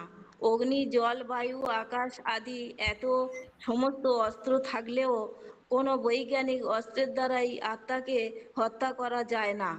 আচ্ছা, মায়াবাদীরা। কৃষ্ণদেব একটু চুপ করে। হ্যাঁ প্রভু। আপনি ধরুন পড়ছেন বা যে কেউ পড়ছে, আপনারা যখন পড়েন তখন বুঝে বুঝে পড়েন, না এমনি যেরকম আসছে পড়তে থাকেন এমনি? না প্রভু, পড়তে পড়তে তো সব তো বোঝাই যাচ্ছে এগুলো। না না, ওটা না, এমনি আস্তে আস্তে মানে যখন পড়ছেন ধরুন, হ্যাঁ, বুঝে বুঝে পড়েন, না পড়তে হয় বলে পড়া হয়, সেটা জিজ্ঞেস করছি। প্রভু, যে পড়ছে তার থেকে আমরা যারা শুনছি একটু একটু ভালো বুঝছি। একদম ঠিক প্রভু, যে আমার পড়ছে কনসেন্ট্রেশনটা আমার পড়াতে নেই, বুঝতে আমি পারছে। পড়াটা উনি যা পড়ছেন শুনছি আর এখানে লেখাটা দেখছি। কিন্তু যখন আপনি পড়ছেন তখন আপনাকে কনসেন্ট্রেশন দিয়ে পড়তে হবে। যেমন কিরকম বলছি, আমি যেমন পড়ছি, মায়াবাদীরা বোঝাতে পারে না কেমন করে জীবাত্মা নিতান্তই অজ্ঞতার ফলে জড় অস্তিত্ব লাভ করে এবং তার ফলে মায়া শক্তির আচ্ছন্ন হয়ে পড়ে। তো এখানে দেখুন কিছু কিছু জায়গায় আমাদের দেখুন, যেমন গান গাওয়ার একটা স্টাইল আছে, যে কোথায় শ্বাস নেব কোথায় শ্বাস ছাড়বো, পড়ারও একটা আপনাকে স্টাইল আছে, কোথায় পজ দেবেন কোথায়। ঠিক আছে প্রভু, সেইটা আমরা একটু ইমপ্রুভ করে নেব, একটু যেখানে স্লো না না করা ওটা বলছি থামার, যেখানে না না ওটা থামার স্লো করার সেটা করে নেব। কৃষ্ণা মাতাজিকে বলছি যে উনি করছেন, তো যাতে ওনাকে যাতে আর একটু ভালো করা যায়, তাহলে উনিও আস্তে আস্তে, কেউ তো কোনোদিন বলেনি না ওনাকে যে মাতাজি আপনি এইভাবে করুন, বুঝেছেন কি ঠিক আছে কথাটা? প্রভু, ঠিক হ্যাঁ আছে প্রভু, প্রভু, একদম আপনি ঠিক আছে। আপনি তো সবার জন্য বলছেন, আমরা চেষ্টা করব। হ্যাঁ, হ্যাঁ প্রভু, ঠিক আছে। মায়াবাদীরা বোঝাতে পারে না। মায়াবাদীরা বোঝাতে পারে না কেমন করে জীবাত্মা নিতান্তই অজ্ঞতার ফলে জড় অস্তিত্ব লাভ করে এবং তার ফলে মায়া শক্তিতে আচ্ছন্ন হয়ে পড়ে। আত্মাকে যেমন অস্ত্রের দ্বারা কাটা যায় না, তেমনি আত্মাকে তার উৎস পরমাত্মার থেকেও কখনো বিচ্ছিন্ন করা যায় না, বরং স্বতন্ত্র জীবাত্মাগুলি পরমাত্মার শাশ্বত ভিন্নাংশ। যেহেতু সনাতন জীবাত্মা পরমাণু সদৃশ, তাই ভগবানের বহিরঙ্গা মায়া শক্তির দ্বারা তাদের আচ্ছাদিত হয়ে পড়ার প্রবণতা দেখা যায় এবং তাই এভাবে তারা ভগবানের সান্নিধ্য থেকে বিচ্যুত হয়ে পড়ে। ঠিক যেমন আগুনের স্ফুলিঙ্গ, যদিও আগুনের সঙ্গে তা গুণগতভাবে এক ও অভিন্ন, কিন্তু আগুনের থেকে বেরিয়ে এলেই তা নিভে যায় এবং তখন আর তার মধ্যে আগুনের বৈশিষ্ট্যগুলি দেখা যায় না। তেমনি পরমাণু সদৃশ জীবাত্মা ভগবত বিমুখ হয়ে পড়লে মায়া শক্তির দ্বারা আচ্ছাদিত হয়ে পড়ে এবং তার প্রকৃত স্বরূপ বিস্মৃত হয়ে পড়ার ফলে নানা রকম দুঃখ কষ্ট ভোগ করতে থাকে। বরাহ পুরাণে বলা হয়েছে জীবাত্মা পরমাত্মার বিভিন্ন অংশ। ভগবদ গীতাতেও বলা হয়েছে জীবাত্মার সঙ্গে পরমাত্মার এই সম্পর্ক নিত্য শাশ্বত। সুতরাং মায়ার বন্ধন থেকে মুক্ত হওয়ার পরও জীবাত্মা স্বতন্ত্র স্বরূপেই বিদ্যমান থাকে, যা অর্জুনের প্রতি ভগবান শ্রীকৃষ্ণের উপদেশেই সুস্পষ্টভাবে উপলব্ধি হয়। ভগবত তত্ত্বজ্ঞান লাভ করার পর অর্জুন মায়ার বন্ধন থেকে মুক্ত হয়েছিলেন, কিন্তু তা বলে তিনি শ্রীকৃষ্ণের সঙ্গে এক হয়ে যাননি। হরে কৃষ্ণ। দেখুন অনেক সুন্দর করেছেন এখন, অনেকটা বেটার হয়েছে। আপনাদের কি মনে হচ্ছে যে আগের থেকে একটু বেটার হয়েছে কিনা মাতাজি? হ্যাঁ প্রভু। হ্যাঁ অনেকটা চেঞ্জ হয়ে গেল। হ্যাঁ প্রভু, একটু ধরিয়ে দিলে। হ্যাঁ আপনি ধরিয়ে দিলেন তাই প্রভু। হরে কৃষ্ণ। দেখুন আপনি পারেন করতে, হ্যাঁ আপনি এরকম নয়, হ্যাঁ মানে আপনার মানসিক চাপটা দেবে না, আস্তে আস্তে করুন, ঠিক আছে। তো এখানে দেখুন বলা হচ্ছে, দেখুন আগুনের মধ্যে স্ফুলিঙ্গ, খুব সুন্দর উদাহরণ। দেখুন আগুনের মধ্যে অনেক স্ফুলিঙ্গ ঘুরছে, কিন্তু কোনো কারণে ওই যে স্ফুলিঙ্গ গুলো যখন আগুন থেকে বেরিয়ে যায়, ও কিছুক্ষণ পরে দেখবেন নিভে যায়, তাই না? হ্যাঁ হ্যাঁ প্রভু। ঠিক একই ভাবে দেখুন গাছের মধ্যে যতক্ষণ ফল থাকছে সেই ফলটা কিন্তু সজীব থাকে। হ্যাঁ, যেই ফলটা গাছ থেকে খসে পড়লো সে থেকে দেখুন ফলটা দেখুন আস্তে আস্তে নির্জীব হয়ে যায়, তাই না? এরকম উদাহরণ দেওয়া হয়, দেখুন এক একটা নাট এবং বল্টু খুব মানে দরকার, কিন্তু যতক্ষণ ওই নাট বল্টুটা গাড়ির সাথে লেগে যাচ্ছে তখন কিন্তু ওই নাট বল্টুটার ব্যবহারটা খুব দরকার ছিল, কিন্তু ওই একটা নাট বল্টু খুলে যাওয়াতে কিন্তু গাড়ি চলতে অসুবিধা হয় না, ছোট কত কিছু স্ক্রু পড়ে যাচ্ছে, নাট বল্টু পড়ে যাচ্ছে, কিন্তু সেই নাট বল্টুটা রাস্তায় ছড়িয়ে পড়ে। 3-4টে যে উদাহরণ দিলাম, বা আপনি যদি আঙুর কেনেন, আঙুর দেখবেন 2 রকম আঙুর হয়, পাওয়া যায়। একটা হচ্ছে থোকার মধ্যে আঙুর পাওয়া যায়, একটা হচ্ছে খোলা আঙুর পাওয়া যায়। দুটোর দাম কি সেম হয়? না থোকারটা বেশি হয়, খোলাটা কম। কিন্তু স্বাদ তো মোটামুটি দুজনের এক। তা সত্ত্বেও হ্যাঁ দুটো বাবু, দামের পার্থক্য দেখা দাম যাচ্ছে। আলাদা। ঠিক একইভাবে যখন কেউ আত্মা যখন পরমাত্মার সেবায় নিয়োজিত থাকে, ভগবানের সেবায় নিয়োজিত থাকবার জন্য পরিকল্পনা করে, তখন তার কিন্তু ভগবত ভক্তিতে সে এগিয়ে যেতে পারে। মানে তার হচ্ছে জড়জাগতিক দিক দিয়ে না, আধ্যাত্মিক দিক দিয়ে তার দাম বাড়ে। যেই মুহূর্তে আত্মা হচ্ছে ভগবানের থেকে বিচ্ছিন্ন হয়ে গেল, তাহলে তখন সে হচ্ছে মায়ার অন্তরে হয়ে যাচ্ছে, তখন হচ্ছে তার দাম হচ্ছে কমে যাচ্ছে। যেটা আমার প্রশ্ন ছিল যে আত্মা সাফার মানে কিছু না করলেও কেন সাফার করে, এই হচ্ছে যখন কেউ ভগবত বিমুখ হয়ে যায়, হ্যাঁ, তখন হচ্ছে কি হচ্ছে আত্মা কি করছে, আস্তে আস্তে ভগবত বিমুখ হয়ে গেলে মায়ার আন্ডারে চলে যায়। হ্যাঁ, বলে না যে কি শ্লোকটা আছে, কৃষ্ণ সূর্য সম, কৃষ্ণ ভুলিয়া মায়া, জি ভগবাঞ্চা করে, নিকটস্থ মায়া তারে জাপটিয়া ধরে। এটা তো একটা বললাম। আর একটা হচ্ছে কৃষ্ণ সূর্য সম, মায়া অন্ধকার, যাহা কৃষ্ণ তাহা নাই মায়ার অধিকার। যেখানে আত্মা যদি ভগবানের ভক্তি করতে থাকে, হ্যাঁ, তখন সেখানে কোনোভাবে মায়া প্রবেশ করতে পারে না। আর যেই মুহূর্তে হ্যাঁ আত্মা আস্তে আস্তে ভগবানকে ভুলে গেল, তাহলে অন্ধকার রূপী মায়া হচ্ছে তাকে সঙ্গে সঙ্গে কি করছে, জাপটে ধরছে। একটু আগে যেটা শ্লোকটা বলা হলো। হ্যাঁ, তাহলে এইবার আপনারা আবার ভাবুন, আমি লাস্টে আবার নেব আপনাদের। এইবার এইটাকে কেন্দ্র করে আপনাদের যে উত্তরটা বলেছেন, উত্তরটা দেখুন একই থাকবে না মডিফাই করবেন, একটু ভেবে দেখবেন। পরের জন্য আসুন। হরে কৃষ্ণ প্রভু। হরে কৃষ্ণ প্রভু। বলুন। হরে কৃষ্ণ। বলুন প্রভু। বলছি যে এখানে এই শ্লোকে বলেছে যে আত্মাকে পরমাত্মা থেকে কখনো বিচ্ছিন্ন করা যায় না। তো আত্মাটা যখন এটা যখন চেতন অবস্থায় সেটা তো বিচ্ছিন্ন কখনো হয় না, এটা বুঝতে পারলাম। কিন্তু যখন মৃত্যু হয় তখন তো আত্মাটা দেহ থেকে বেরিয়ে আসে, তখন মানে পরমাত্মাটা কোথায় কিভাবে থাকে? পরমাত্মা কি তখন আলাদা হয়ে যায় না তখন কিভাবে কি থাকে? পরমাত্মা কখনো আত্মার না হাত ছাড়ে না। ছেলে হয়তো বাবা দেখবে ছোটবেলায় ছেলে হাত ছেড়ে ধরুন দৌড়াতে শুরু করলো রাস্তা পার হওয়ার জন্য, না আমি বড় হয়ে গেছি আমি রাস্তা পারছি, আর বাবা পেছনে পেছনে দৌড়ায়, ধর হাতটা ধর, হাতটা ধর, হাতটা ছাড়িস না, রাস্তাঘাট কিরকম অবস্থা হয়, কি হয় না রামকৃষ্ণ প্রভু? হ্যাঁ প্রভু, হয় প্রভু। আর যখনই ছাড়তে থাকে তখনই কিন্তু বিপদটা আসে। হ্যাঁ, ঠিক একই ভাবে চিন্তা করে দেখুন, কখনো ভগবান কিন্তু কখনো আমাকে ছেড়ে যায় না, ভগবান হচ্ছে সবসময় আমার হাত ধরে আছে।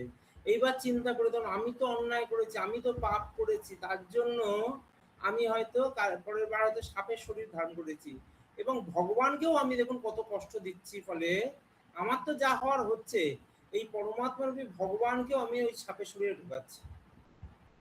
হ্যাঁ প্রভু, আমি বলছি যে এক দেহ থেকে যখন অন্য দেহ যাচ্ছে, যে এই টাইমটায় আত্মার পরমার্থটা কি অবস্থায় থাকে, তখন কি একসাথে থাকে?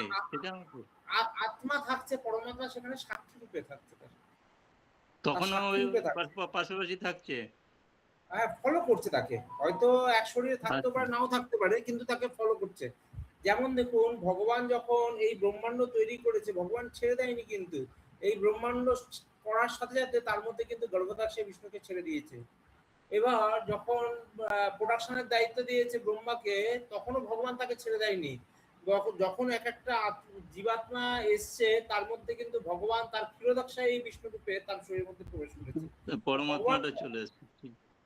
ভগবান কোনো অবস্থাতে দেখুন তো আমাদের ছেড়ে গেছি না, যে চলো কারণদাসে বিষ্ণু থেকে শরীর প্রাপ্ত হয়েছে, এবার তোমরা তোমাদেরটা করো না। কখনো পরম পিতা তার সন্তানের হাত ছেড়ে যায় না। সে তার, আমি আমার দায়িত্ব কর্তব্য সম্বন্ধে নাও করতে পারি, ভগবান কিন্তু তার দায়িত্ব সম্বন্ধে কিন্তু খুব সচেতন। ক্লিয়ার নাকি প্রভু? হ্যাঁ ক্লিয়ার প্রভু, হ্যাঁ ঠিক আছে। একদম ভগবান কোনো অবস্থায়, এবার চিন্তা করে দেখুন, আমি তো সাফার করছি, আমি তো সমস্যায় করছি, আর আমার জন্য ভগবানও দেখুন, আমি এমন পাপ করেছি, আমার হয়তো পরের জন্মতে কৃমিকীট হিসেবে জন্মগ্রহণ করেছে, আর পরমাত্মাকেও আমি সেই কৃমিকীটের মধ্যে ঢোকাচ্ছি। আমার কথা তো বাদই দেন, আমি ভগবানের প্রতিও কতটা অপরাধ করে ফেলেছি বলুন তো, তাই না? ঠিক প্রভু। হ্যাঁ প্রভু। তা আসুন 24 নম্বর শ্লোকে আসুন, কে আছে? হরে কৃষ্ণ প্রভু। বলুন না, এই নাম বলে। সঙ্গতিটা করবো। হ্যাঁ, সঙ্গতি বলুন।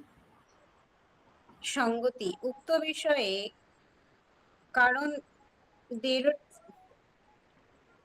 দেড়টি শ্লোক দ্বারা বলেছেন আত্মার স্বরূপ বৈশিষ্ট্য অছেদ্য অয়ম অদাহ্য অয়ম অক্লেদ্য অশেষ্ট এব চ নিত্য সর্বগত স্থান অচল অয়ম সনাতন। তাৎপর্য পারমাণবিক আত্মা। গীতার গানটা বলুন। গীতার গান অছেদ্য যে আত্মা অক্লেদ্য অশস্য চিদানন্দ আত্মা নহে জড়ের সে পোষ্য অচল অটল আত্মা নিত্য সেই নূতন। অনুবাদ এই আত্মা হচ্ছে আত্মা অছেদ্য অদাহ্য অক্লেদ্য ও অশস্য। আত্মা চিরস্থায়ী সর্বব্যাপ্ত অপরিবর্তনীয় অচল ও সনাতন। একটু আগে যেগুলো বলা হচ্ছে আত্মাকে পোড়ানো যায় না, অদাহ্য অক্লেদ্য অশুষ্য, মানে হচ্ছে তাকে শোকানো যায় না, একটু আগে যেটা আমরা আলোচনা করলাম। তাৎপর্য পারমাণবিক আত্মার এই সমস্ত গুণাবলী অনিবার্যভাবে প্রমাণ করে যে সে অবশ্যই পরমাত্মার পরমাণু সদৃশ অংশ এবং সে নিত্যকাল অপরিবর্তিতভাবে একই পরমাণু রূপে বর্তমান থাকে। এই ক্ষেত্রে অদ্বৈতবাদের তত্ত্ব প্রয়োগ করা খুবই কঠিন, কারণ জীবাত্মা কখনোই পরমাত্মার সঙ্গে এক হয়ে যেতে পারে না।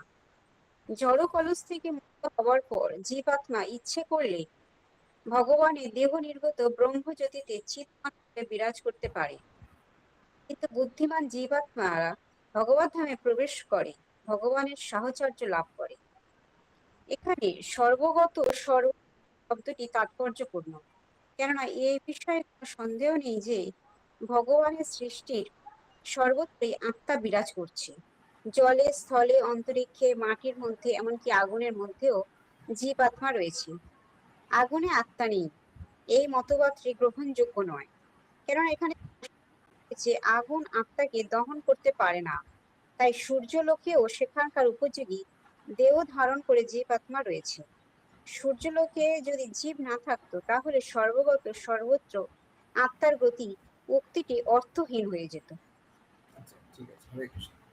এখানে দেখুন আত্মা যেটা বলছে অদ্বৈতবাদীরা, অদ্বৈতবাদী কাকে বলা হয় একটু কেউ বলুন, মনে আছে কিনা আপনাদের দেখি। যারা অদ্বৈত মানে এক জিনিসকেই ভাবতো, মানে দুটো ভাবতে পারে না, একটাকেই ভাবে।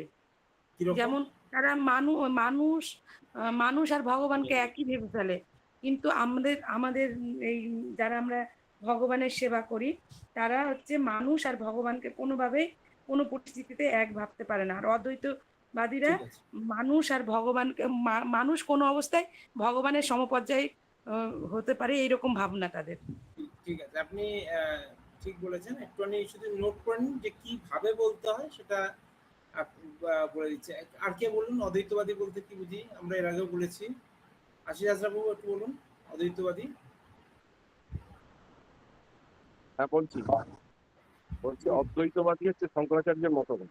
অদ্বৈত মানে অহম ব্রহ্মাস্মি, মানে আমি ব্রহ্ম, মানে এই মানে আমার এরপরে ব্রহ্মের সঙ্গে আমি লীন হয়ে যাব, এরকম একটা ভাব হচ্ছে অদ্বৈতবাদী। মানে আমার সঙ্গে ভগবানের কোনো ফারাক নেই, পার্থক্য নেই। ঠিক আছে, ডলি মাতাজি বলুন একটু। অদ্বৈতবাদ এক আর অদ্বিতীয়। আর দ্বৈত বলতে আপনি বলেছিলেন যেটা যে মানে যারা যেমন মানুষকে অনেক সময় ভগবান বলে তারা বিবেচনা করে, ভেবে নেয়, কিন্তু অদ্বৈতবাদীরা তো এটা হয় না। আচ্ছা, সুধাংশু কি বলছেন বলুন। সুধাংশু কি বলছেন বলুন অদ্বৈতবাদী। অদ্বৈতবাদী হচ্ছে আত্মা আর পরমাত্মা এক। আচ্ছা, আর আর বলা যায় যে মানে ইন্ডিভিজুয়াল সোল মানে আত্মা, আর হচ্ছে ইউনিভার্সাল রিয়েলিটি মানে ব্রহ্মা। ব্রহ্ম আর আত্মা এক, মানে মানুষ চেষ্টা করলে ব্রহ্ম হতে পারে, বা হ্যাঁ ব্রহ্ম হতে পারে, পরমাত্মা হতে পারে। ঠিক আছে, তাহলে এখানে দেখুন অদ্বৈত, দেখুন কথার মধ্যে দেখুন উত্তরটা দেখুন যা লেখা আছে, অদ্বৈত। দ্বৈত মানে কি? দ্বৈত মানে দুই, দ্বৈত দ্বৈত মানে মানে দুটো। দুটো, দ্বৈত মানে দুই। দুই মানে কি? জীবাত্মা আর পরমাত্মা। দ্বৈত মানে দুটো, জীবাত্মা আর পরমাত্মা। আর অদ্বৈত মানে কি? দুটো নয়, একটা। দুটো নয়, একটা। কিরকম? আর যেটা সেটা শুধু লাস্টের দিকে ঢুকেছিল যে আমি আত্মা আর আমার সাক্ষী রূপে পরমাত্মা, কিন্তু আত্মাও যদি একটা সময় থাকতে থাকতে থাকতে থাকতে যদি ভগবান ভক্তি করতে করতে আত্মা আর পরমাত্মা দুটো আলাদা থাকবে না, দুটো এক হয়ে যাবে। তখন দুটো যখন এক হয়ে যাচ্ছে তখন আর দ্বৈত থাকছে, তখন হচ্ছে সেটা অদ্বৈত হয়ে যাচ্ছে। এটা হচ্ছে মায়াবাদী ফিলোসফি। কিন্তু আমরা কি বলি যে আমরা দুটো আলাদা তত্ত্ব, হ্যাঁ, একটা জল একটা তেল, জল আর তেলে মিশলেও জল কখনো তেল হয় না বা তেল কখনো জল হয় না। ঠিক একইভাবে আত্মা এবং পরমাত্মা দুটো পৃথক লাইন, ট্রেন লাইনের মতো দুটো লাইন, কখনো দুটো, যেমন দুটো সরল রেখা, যেমন আমরা জিওমেট্রিতে পড়েছি দুটো সরল রেখা যেমন মিস হয় না, সেমনি আত্মা এবং পরমাত্মা দুটো আলাদা তত্ত্ব, ফলে কখনো সে মিস হতে পারবে না। চিন্তা করে নারদমণি হচ্ছে জীবতত্ত্ব। নারদ, যদি এটা ঠিক হতো নারদমণিকে তো আমরা এরপরে কি হচ্ছে কখনো বিষ্ণু তত্ত্ব বলে দিতে পারতাম, কিন্তু কখনো নারদমণিকে আমরা বিষ্ণু তত্ত্ব বলি না, তাকে আমরা জীবতত্ত্ব বলি। এটা হচ্ছে অদ্বৈত। ঠিক আছে, বোঝা যাচ্ছে এই কথাটা, দ্বৈত আর অদ্বৈত? হ্যাঁ প্রভু। কিন্তু এবার চিন্তা করে দেখুন কোন দিক দিয়ে আবার অদ্বৈত বলে দেন তো, কোন দিক দিয়ে অদ্বৈত? এটা তো আমি বললাম যে দ্বৈত, যে জীব আর আত্মার দ্বৈত। কোন দিক দিয়ে অদ্বৈত বলুন তো, জীব আর ভগবান? প্রভু আমি চেষ্টা করব। বলুন না। হ্যাঁ, ওই যে বলে না, আমরা একটা বৈষ্ণবের গান শুনেছি যে বৈষ্ণবের হৃদয়ে শ্রীকৃষ্ণ বিশ্রাম, মানে যখন একজন জীবাত্মা কৃষ্ণ, মানে আমি চেষ্টা করছি, ভুল হতে পারে, মানে যখন কোনো একটা জীবাত্মা ভক্তিতে শ্রেষ্ঠ হয়ে যায় বা ভক্তির উচ্চ স্তরে চলে যায়, তখন তার হৃদয়ে বিরাজ করে, মানে আত্মা পরমাত্মা ভিন্ন না, হলেও। আপনি অন্য জায়গায় চলে যাচ্ছেন। এবার শুনুন একদম ছোট্ট কথা, আত্মা এবং পরমাত্মা, আত্মার যা পরমাত্মার যা গুণাবলী, হ্যাঁ, আত্মার মধ্যেও সেই গুণাবলী আছে। ক্ষুদ্র আর বৃহৎ রূপে, সরি, ক্ষুদ্র আর বৃহৎ রূপে আত্মার মধ্যে যে গুণাবলী আছে, আত্মাকেও বলা হচ্ছে, আত্মার মধ্যে যে গুণাবলী আছে, আত্মার মধ্যে দেখুন ঐশ্বর্য, বীর্য, যশ, শ্রী, হ্যাঁ, সবকিছু, জ্ঞান, বৈরাগ্য সব আছে। আত্মার মধ্যেও আছে, পরমাত্মার মধ্যেও তাই আছে। আছে কি নেই? আছে প্রভু। হ্যাঁ প্রভু। কিন্তু পরিমাণগতভাবে আলাদা, পরিমাণগতভাবে আলাদা। পরমাত্মার মধ্যে বৃহৎভাবে সর্বজ্ঞভাবে আছে, আমাদের মধ্যে ক্ষুদ্র আছে। যেমন একটা উদাহরণ দেওয়া হয় কিরকম, সমুদ্রের জল, সমুদ্রের জল তো বৃহৎ, পরিমাণগতভাবে অনেক, কিন্তু সমুদ্র থেকে এক বালতি যখন জল নিয়ে আসি তার মধ্যেও যা কোয়ালিটি থাকে, বৃহৎ সমুদ্র একই কোয়ালিটি থাকে, কিন্তু কোয়ালিটি হিসেবে দুজন এক, কিন্তু কোয়ান্টিটি হিসেবে দুজন আলাদা। তাই তো নাকি? হ্যাঁ প্রভু, হ্যাঁ প্রভু, হ্যাঁ ঠিক প্রভু। একইভাবে অদ্বৈত মতামতটা এরকম যে কোয়ালিটির দিক দিয়ে আমরা এক, কিন্তু কোয়ান্টিটির দিক দিয়ে আমরা আলাদা। এই যে তত্ত্ব, এই তত্ত্বটাকে চৈতন্য মহাপ্রভু নিয়ে এসছেন, এটাকে বলা হয় অচিন্ত ভেদাভেদ তত্ত্ব। লিখে রাখতে পারেন, অচিন্ত ভেদাভেদ তত্ত্ব মানে কি? যা কিনা চিন্তার বাইরে, কোথাও এক কোথাও আলাদা, কোথাও দ্বৈত ভাব কখনো অদ্বৈত ভাব। বোঝা যাচ্ছে কথাটা? হ্যাঁ প্রভু, হ্যাঁ প্রভু। যেমন এটা আমার এটা একটা, এটা প্রভু, এটা তো এতেও এসেছিল, ওই চৈতন্য চরিতামৃত এসেছিল। চৈতন্য চরিতামৃত সবই থাকবে তো। আমরা একবার যখন ভক্তিতে এসেছিলাম, আমার একবার এই যখন অদ্বৈতবাদ বলা হচ্ছিল, যে অদ্বৈতবাদ মানে মায়াবাদ, আমার তখন যিনি আমার শিক্ষা করেছেন, তখন আমি বললাম, প্রভু তাহলে কেন অদ্বৈত প্রভুকে আমরা পুজো করবো? আমার প্রশ্ন এসেছিল, তার মানে অদ্বৈত মানেই তো মায়াবাদ, বা তখন তিনি আমাকে বললেন যে অদ্বৈত কোন সেন্সে অদ্বৈত, তিনি হচ্ছেন ভগবানের একজন শুদ্ধ ভক্ত হিসেবে, তিনি হচ্ছে বিষ্ণু তত্ত্ব, সেই হিসেবে দেখবেন অদ্বৈত। তিনি কিন্তু বিষ্ণুর সাথে তার কোনো দ্বৈত নেই, মানে আলাদা নেই, তিনি হচ্ছে বিষ্ণুর সাথে কিন্তু একত্রিত আছে, সেই সেন্সে কিন্তু তিনি হচ্ছে অদ্বৈত। বোঝা যাচ্ছে কথাটা? খুব সূক্ষ্ম তফাৎ, খুব সূক্ষ্ম তফাৎ। জীব তত্ত্ব, তিনি হচ্ছেন বিষ্ণু তত্ত্ব। আমরা কিন্তু যখন পঞ্চতত্ত্বকে তুলসী পাতা দিই, তখন কিন্তু অদ্বৈত আচার্যকে কিন্তু আমরা তুলসী পাতা দিই, তাই না? তাহলে যদি দ্বৈত তত্ত্ব থাকতো তাহলে তো তিনি তো জীব তত্ত্বের মধ্যে চলে আসতেন। ক্লিয়ার হচ্ছে না? হ্যাঁ, এই কথাগুলো দেখবেন একটুখানি একটু ফিলোসফিক্যাল কথা আছে, এগুলো না বুঝলে তাহলে কিন্তু সেই পড়েই যাওয়া হচ্ছে, তাহলে আর বোঝা যাবে না কিন্তু। হ্যাঁ, আমরা দ্বৈত অদ্বৈত দুটো বললাম, প্লাস হচ্ছে আরেকটা কি তত্ত্ব বললাম, অচিন্ত ভেদাভেদ তত্ত্ব। আরেকটা এখানে ইম্পর্টেন্ট কথা দেখা যাচ্ছে, দেখুন আগুনকে বলেছে কি যে আত্মাকে আগুনে পোড়ানো যায় কি? না। তাহলে যদি পোড়ানো না যায় তাহলে সূর্যেও আত্মা থাকতে পারে কি পারে না? বলতো থাকতে পারে, যেহেতু পোড়ানো যায় না। হ্যাঁ, হয়তো তার যে দেহটা, দেহর যে আমাদের এখানে যে যে 5টা তত্ত্ব দিয়ে আমাদের শরীর, সূর্যে যে একটা আছে হয়তো অন্য কিছু দিয়ে তৈরি, যেখানে হয়তো সূর্যের তাপ হচ্ছে সে সহ্য করতে পারে।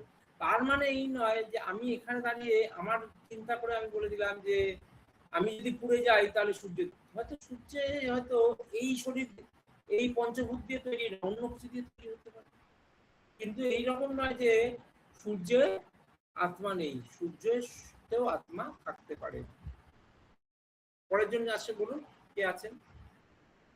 25 নম্বর আমি আছি। বলুন, সংগতি থেকে শুরু করুন। সংগতি,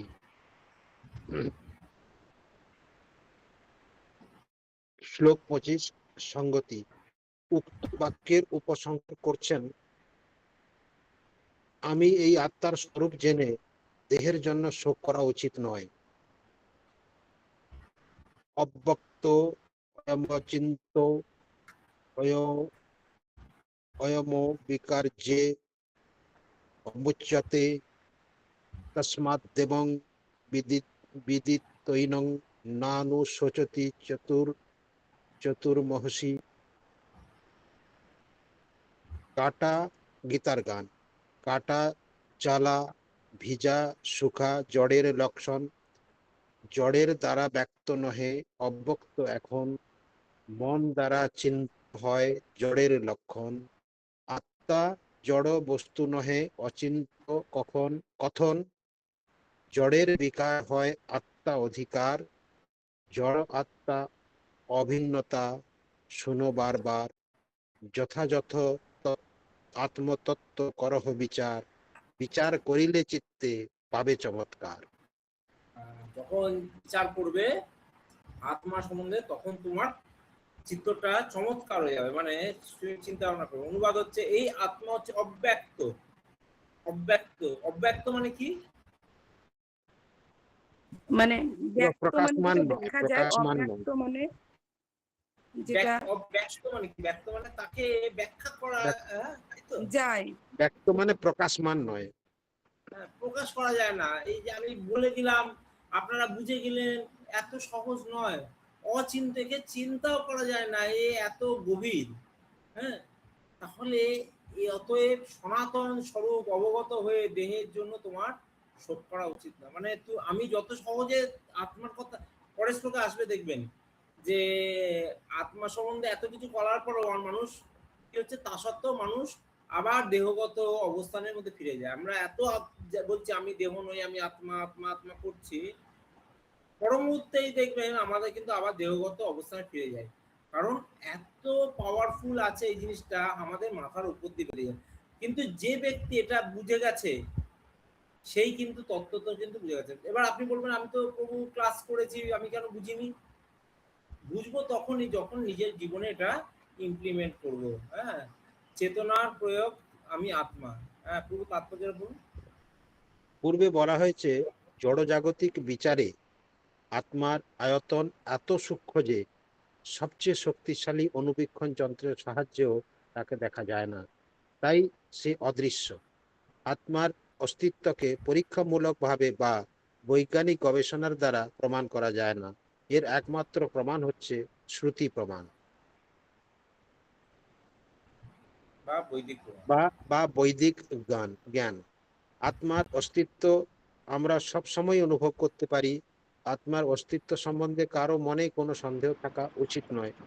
তাই এই বৈদিক সত্যকে আমাদের গ্রহণ করতেই হবে, কারণ এছাড়া আর কোনো উপায় আত্মার অস্তিত্বের এই নিগূঢ় তত্ত্বকে জানতে পারা যায় না।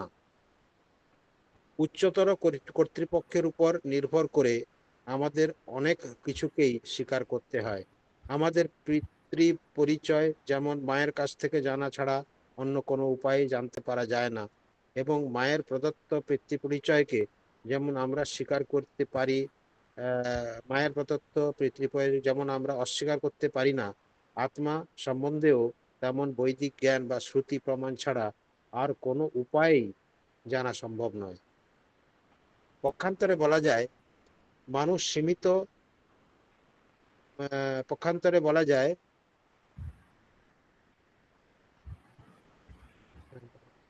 পক্ষান্তরে বলা যায় আচ্ছা আচ্ছা হ্যাঁ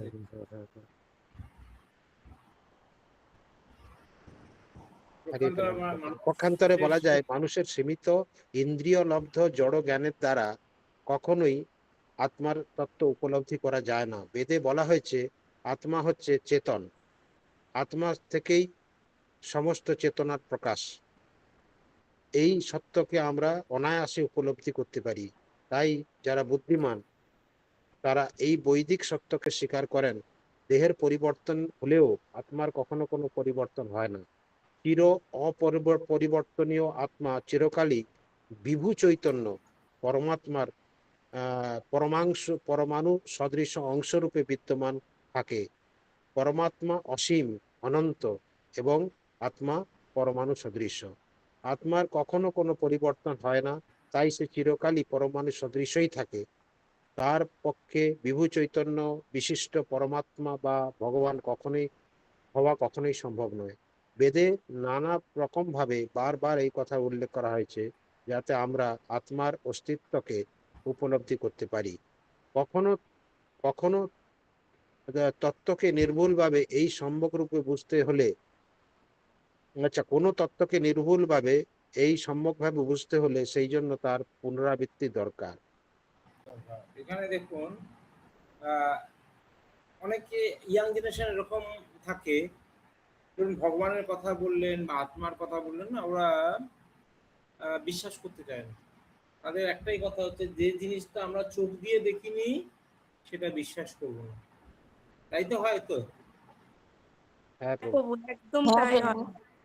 যে আমরা নিজের চোখে যদি না দেখি আমি বিশ্বাস করব না। এইবার তাকে তো বলা হয় যে ভাই সে যখন এখানে প্রভুপাদ দেখুন উদাহরণ দিয়েছে, বলছে তুমি হচ্ছে তোমার মা হচ্ছে এরকম, মা এ বাবা এ। জন্মের সময় তো আমাদের তো সেই জ্ঞান থাকে না কে মা কে বাবা। পরবর্তী সময় আমাকে লোকে চিনিয়ে দেয় এই লোকটা তোমার মা, এই লোকটা তোমার বাবা। এবং আমরা বিশ্বাসের সাথে সারাটা জীবন এটাই বিশ্বাস করে রাখি, হ্যাঁ এই মা এই বাবা। তাই তো নাকি? হ্যাঁ একদম। হ্যাঁ প্রভু।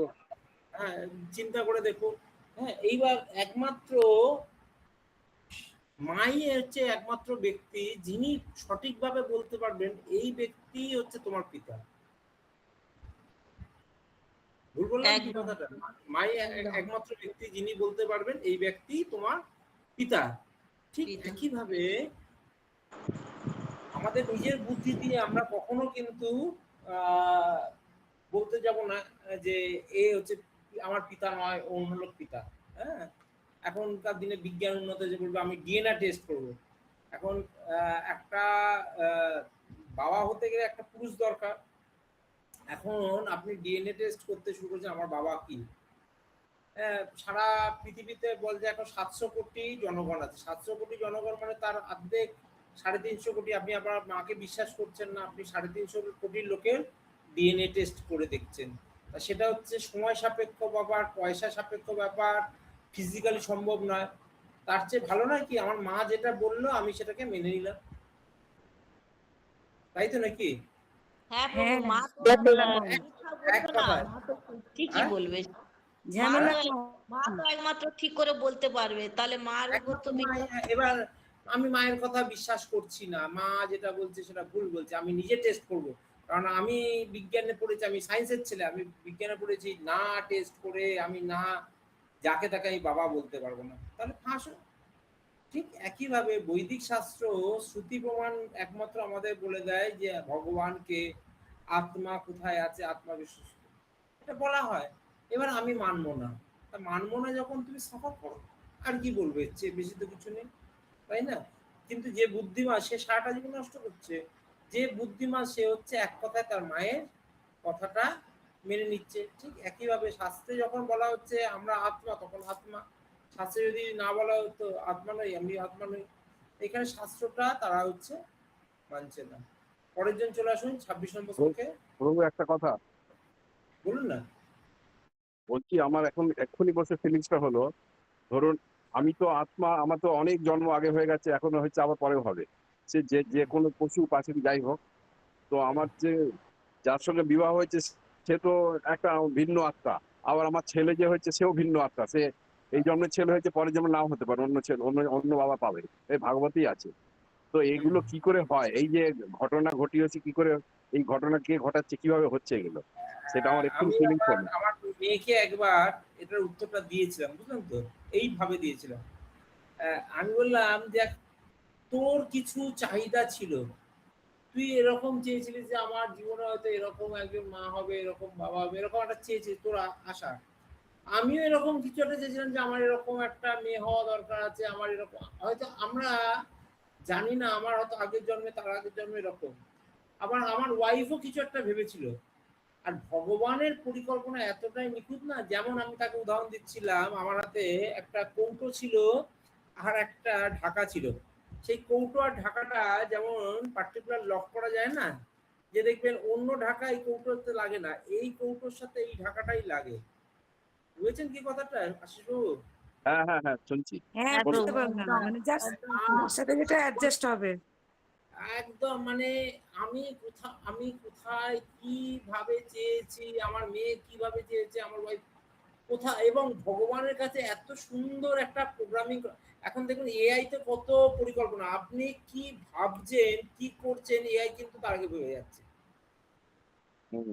তাই না? জটিল জিনিস কিন্তু কিভাবে হচ্ছে, আমার সেটাই মনে হচ্ছে, কত জটিল জিনিস কিন্তু কিভাবে হয়ে যাচ্ছে। আমি এইটাই এখনই আমার ফিলিংসটা হলো যে আমি কিভাবে কিছুদিন আগে একটা ঘটাচ্ছে। নতুন ওয়াশিং মেশিন কিনেছিলাম।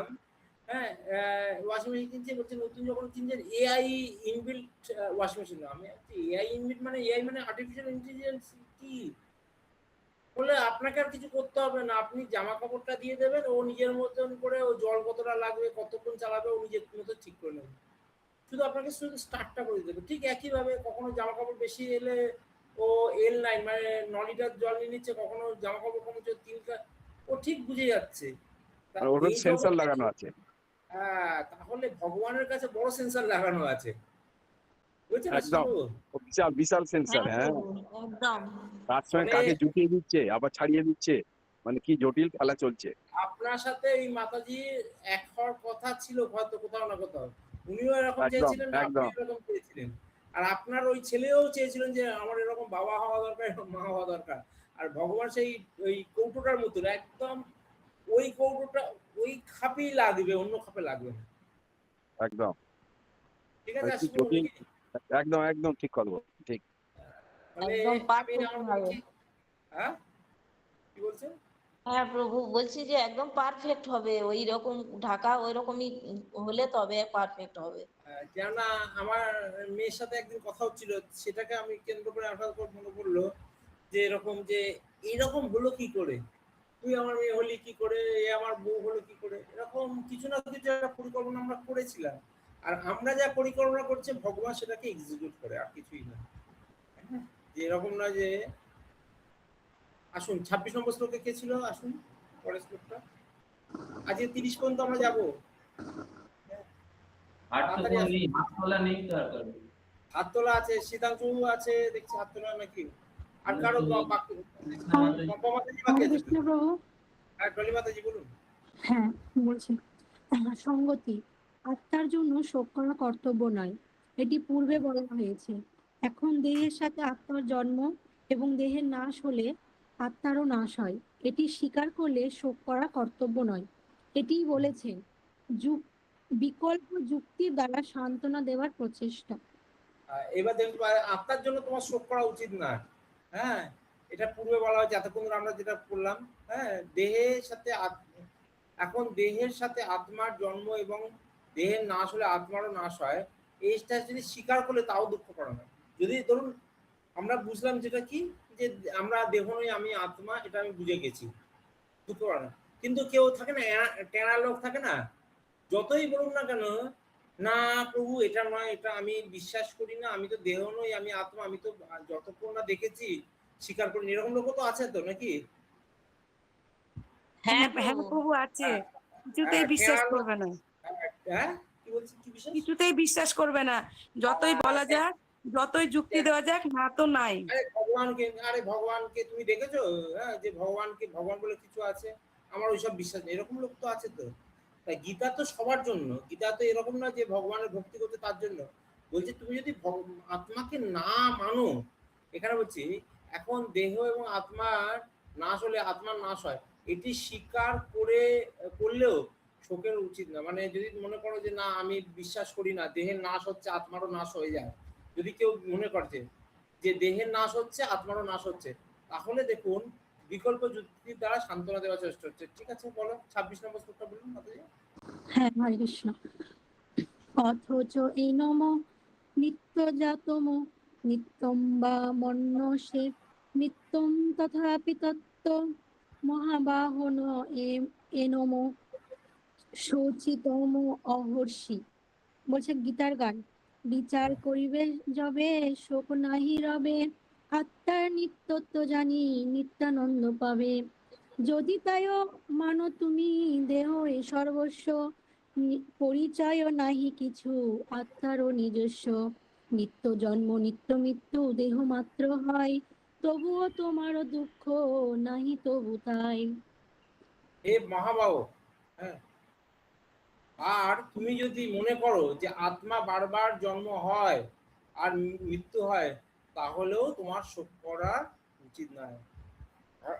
আমি তো বলেছি আত্মার জন্ম নেই মৃত্যু নেই, এটা তো বলেছি তো, তাই তো নাকি? না না আত্মার জন্ম আছে, আত্মার নেই, তুই যখন বলছিস সেটাই রইলো, তাতেও তো দুঃখ করার দরকার নেই, কারণ তুই তো নিজেই বলছিস আত্মার জন্ম হয় মৃত্যু হয়।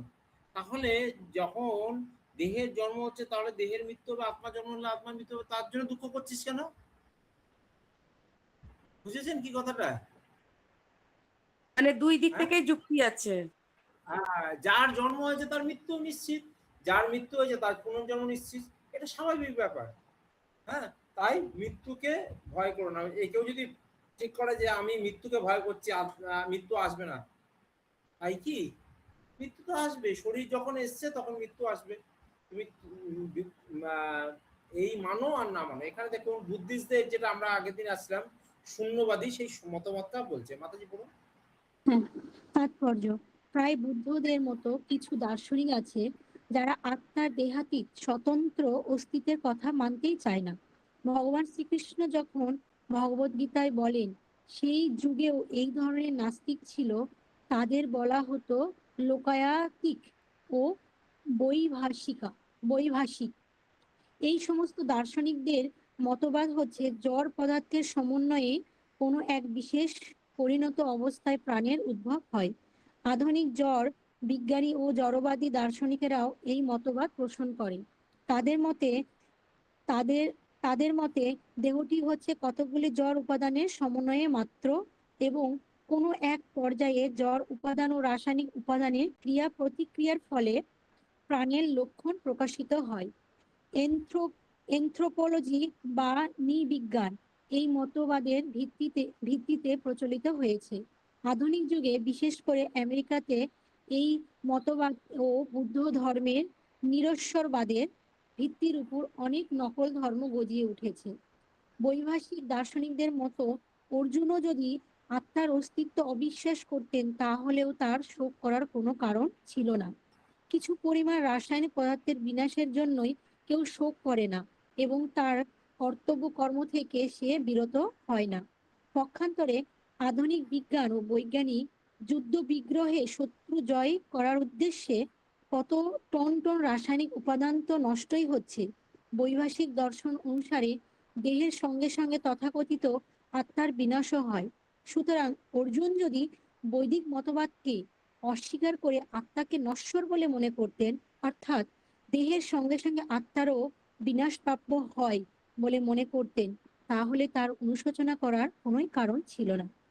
এই মতবাদ অনুযায়ী যেহেতু ঘটনাচক্রে জড় পদার্থ থেকে প্রতি মুহূর্তে অসংখ্য জীবের উদ্ভব হচ্ছে এবং এবং প্রতি মুহূর্তে এইরকম অসংখ্য জীব বিনাশপ্রাপ্য হয়ে পুনরায় জড় পদার্থে পরিণত হচ্ছে, তাই এর জন্য দুঃখ করার কোনোই কারণ নেই। এই মতবাদের ফলে যেহেতু পুনর্জন্মের কোনো প্রশ্নই ওঠে না, তাই অর্জুনের পিতামহ আচার্য আদি আত্মীয় পরিজনদের হত্যাজনিত পাপের ফল ভোগ করারও কোনো ভয় নেই। কিন্তু সেই সঙ্গে ভগবান শ্রীকৃষ্ণ বিদ্রুপ সহকারে অর্জুনকে মহাবাহু অর্থাৎ যার বাহুদয় মহাশক্তি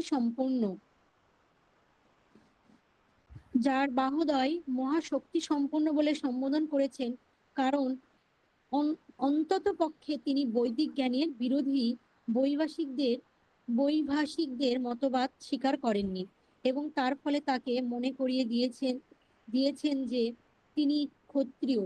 এই বর্ণ বিভাগ বৈদিক সংস্কৃতির অবিচ্ছেদ্য অঙ্গ এবং এই যে বৈদিক বর্ণাশ্রম ধর্ম মেনে চলে আর এই বৈদিক বর্ণাশ্রম ধর্ম মেনে চলে, সে বৈদিক নির্দেশ অনুযায়ী আত্মার অস্তিত্বে বিশ্বাস করে। হরি বল। তাহলে এখানে দেখুন, মন দিয়ে শুনুন। বুদ্ধিস্টরা, আমরা আগের দিন বলেছিলাম, বুদ্ধিস্টরা হচ্ছে পরজন্ম বিশ্বাস করে না, বলবে যা হচ্ছে এই জন্মতে হচ্ছে। হ্যাঁ, তখনকার দিনে এরকম ভাববেন না যে একদম ভগবানের সময় সবাই ভগবানকে এই করে নিত। তখনকার দিনেও নাস্তিক ছিল। তাদের কি বলা হচ্ছে দেখুন, এখানে হচ্ছে লোকায়িক আর হচ্ছে বৈভাষিক বলা হচ্ছে। তখনকার দিনে যে যারা ছিল এরা হচ্ছে মনে করতে, দেখুন আমাদের এখানেও একটা কনসেপ্ট আছে না, যে আমাদের পৃথিবীটা তৈরি হচ্ছে একটা বিস্ফোরণের মাধ্যমে, হঠাৎ আগুনের স্ফুলিঙ্গ তৈরি হচ্ছে, তারপর থেকে মানুষের সৃষ্টি হচ্ছে, এরকম একটা কনসেপ্ট আমরা পড়েছিলাম না? হ্যাঁ প্রভু।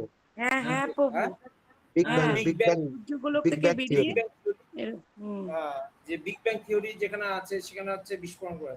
তারপর প্রভুপাদ উদাহরণ দিচ্ছে, যদি বিস্ফোরণের ফলে সৃষ্টি তৈরি হয়, যদি বিস্ফোরণের ফলে যদি সৃষ্টি হয়, হ্যাঁ, তাহলে তো আরো দু চারটে বিস্ফোরণ করে তো আরো দু চারটে গ্রহ নক্ষত্র ব্রহ্মাণ্ড তৈরি হয়ে যেতে পারে না? এখানে মানুষও আসতে পারে না? হতে পারে তো? পারে একদম। তাহলে আমরা দেখতে পাচ্ছি বিস্ফোরণের মধ্যে সৃষ্টি হয় না, ধ্বংস হয়। কিন্তু তাদের কথা হচ্ছে বিস্ফোরণের মধ্যে হচ্ছে সৃষ্টি হচ্ছে। বোঝাচ্ছে কথাটা? আপনি একটা কাজ করে দেখুন না, যে কালকে 4টে বিস্ফোরণ করান, বোম 4টে মারুন, দেখুন তো 4টে লোক জন্ম হয় না মৃত্যু হয়? মৃত্যু হবে প্রভু। হ্যাঁ, মৃত্যু হবে। কিন্তু থিওরি কি বলছে? বিগ ব্যাং থিওরি বলছে বিস্ফোরণের পরে নতুন প্রাণীর হচ্ছে। এবং আমরাও সেটাকে যখন সায়েন্স পড়ছি, আমরাও তো 5 বছর আমাদের পড়তে হচ্ছে, কিন্তু পরবর্তী সময় যখন জানতে পারলাম এটা হচ্ছে একটা ফেক কথা। হ্যাঁ, তাই এখানে দেখতে পাচ্ছি অর্জুন বলছে যদি তুমি নাও বিশ্বাস করো, চলো তোমার থিওরিটাই ঠিক আছে যে তুমি ভাবছো, তাহলে তো কত তো এরকম আছে টন টন রাসায়নিক হচ্ছে যেখানে বিস্ফোরণ হচ্ছে। আপনি দেখছেন পরমাণু যখন টেস্টিং করা হয়, জলের তলায়, সমুদ্রের তলায় টেস্টিং হচ্ছে, কত শক্তিকে নষ্ট করে দেওয়া হয়, তাই তো নাকি? তুমি যদি মনে করো ভিতরে সব প্রাণীগুলো মারা যায়, তাহলে না প্রাণী মারা যাওয়ার কথা আসছে না, বলছি কত তো শক্তি নষ্ট হচ্ছে। তাহলে ভাবো না, এরকম কিছু শক্তি নষ্ট হয়ে গেল, তোমার সেই শক্তির মধ্যে হয়তো তোমার দাদু থাকতে পারে, তোমার ঠাকুমা থাকতে পারে, তোমার ভাই থাকতে পারে, এরকম শক্তি নষ্ট। তুমি ভাবো আর তোমার তুমি ভাবো যে তুমি তো মনে হচ্ছে আত্মা মানছো না, হ্যাঁ, তাহলে কিছু বিস্ফোরণ হচ্ছে, তাহলে বলছে তোমার অনুশোচনা করার কারণ নেই। কারণ কি? তুমি তো আত্মাকে অস্বীকার করছো। তা আত্মা অস্বীকার করছো মানে কি? পরজন্ম অস্বীকার করছো। পরজন্ম মানে কি? যে পরের জন্মে বলে কিছু নেই। তাহলে তোমার ভয়টা কিসে? পাপের ভয়টা কিসে? পরের জন্মে তো তোমার পাপ আসবে না। পাপের ভয় তখনই হয় যখন তোমার নেক্সট জন্ম আসে, তাই তো? হ্যাঁ হ্যাঁ হ্যাঁ বুঝতে প্রভু। পারছো? পরজন্মের যদি কথা পরের বলছি। জন্মের তোমার ভয় নেই তো, তুমি তো বিশ্বাসই করছো না যে পরজন্ম বলেছে। যেমন শূন্যবাদীরা যারা আছে তারা তো পরজন্মের বিশ্বাস নেই, তাহলে যা ইচ্ছা করতেই পারে, তাহলে তো অসুবিধা নেই। চলুন, আমাদের কাছে 5-6 মিনিট আছে, আমরা 3টে শ্লোক আগে তাড়াতাড়ি পড়ে নিই, হ্যাঁ, পরে তার ব্যাখ্যাটা করবো। হ্যাঁ, তাড়াতাড়ি করে নিই, তাহলে আমাদের 30 পর্যন্ত হয়ে গেলে আমাদের একটা জায়গায় কমপ্লিট হয়ে যাবে। কে জরি মাতাজি পড়ছেন? তাড়াতাড়ি করেন, সংগতি পড়ুন। হরিশপ্রভু আমাকে বললেন বলতে। আচ্ছা, হ্যাঁ হ্যাঁ, আপনি সঙ্গতি, করুন। কেন শোক হ্যাঁ করবে না? অবশ্যম্ভাবী জন্ম মৃত্যুর জন্য শোক করা উচিত নয়। যাত্রসি ধ্রুব মৃত্যুর ধ্রুবং জন্ম মৃত্যুস্য চ তস্মাদ চার্য হর্তে ন তম শচিত তম হর্ষি। অনুবাদে। আচ্ছা, অনুবাদ। যার জন্ম হয়েছে তার মৃত্যু অবশ্যম্ভাবী, এবং যার মৃত্যু হয়েছে তার জন্ম অবশ্যম্ভাবী। অতএব অপরিহার্য কর্তব্য সম্পাদন করার সময় তোমার শোক করা উচিত নয়। তুমি বলছো যে তুমি আত্মাকে বিশ্বাস করছো, তাহলে তার এটুকুনি তো হয়ে যাবে। তোমার যখন জন্ম হয়েছে তোমার মৃত্যু হবে। হে অর্জুন, তোমার বাবার কথা চিন্তা করো। তোমার বাবাও এসেছিল পাণ্ডু, তার জন্ম হয়েছে, যখন তার মৃত্যু হয়েছে।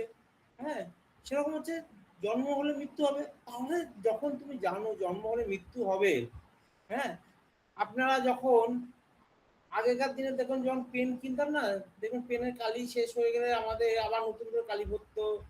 হ্যাঁ, পেনগুলো হারিয়ে গেলে আমাদের দুঃখ হতো। কিন্তু এখন দেখবেন ইউজ অ্যান্ড থ্রো পেন এসছে, তাই না? হ্যাঁ হ্যাঁ, প্রভু। 3 টাকা 4 টাকা দাম আছে। হ্যাঁ প্রভু, হ্যাঁ হ্যাঁ। আর তখন ফেললে আপনার কোনো দুঃখ হয় না, হ্যাঁ এখন প্রভু। পেলে না দুঃখ হয় না, কেন দুঃখ হয় না? জানেন কারণ ওই ওটা আর পেনটা ইউজ এসছে, হবে না। আপনি জেনেই এসছেন ইউজ অ্যান্ড থ্রো, ব্যবহার করো এবং ফেলে দাও। তাহলে আপনি তো জানেন যে আপনি যদি ভাবেন আমি নিজেকে জীবনটাকে ইউজ অ্যান্ড থ্রো, হয়েছে জন্ম, আমার মৃত্যু হলে থ্রো হয়ে যাবে, তাহলে আপনি ওই নিজেকে যদি পেনের মতো ভাবেন, ইউজ অ্যান্ড থ্রো এর মতন, তাহলে তাতেও তো আপনার দুঃখ নেই। যেদিন কিনে নিয়ে এসছেন আপনি জানেন যে কিছুদিন ইউজ করা হবে, তারপর আমাকে থ্রো করা হবে, তাই তো নাকি? হ্যাঁ প্রভু। তাহলে 3 টাকার পেনের জন্য 4 টাকা পেনের জন্য কি দুঃখ করবেন, তাই না? চিন্তা করে দেখুন তো। আসুন পরে হ্যাঁ হ্যাঁ, সঙ্গতি। আর কর্মের জন্য দেহাদি হয় ও নাশ পায়। এইরূপ দেহাদির এই স্বভাব পর্যালোচনা করে আত্মার যে জন্ম মরণ তা দেহরূপ উপাধি বশত হয় বলে শোক করা কর্তব্য নয়।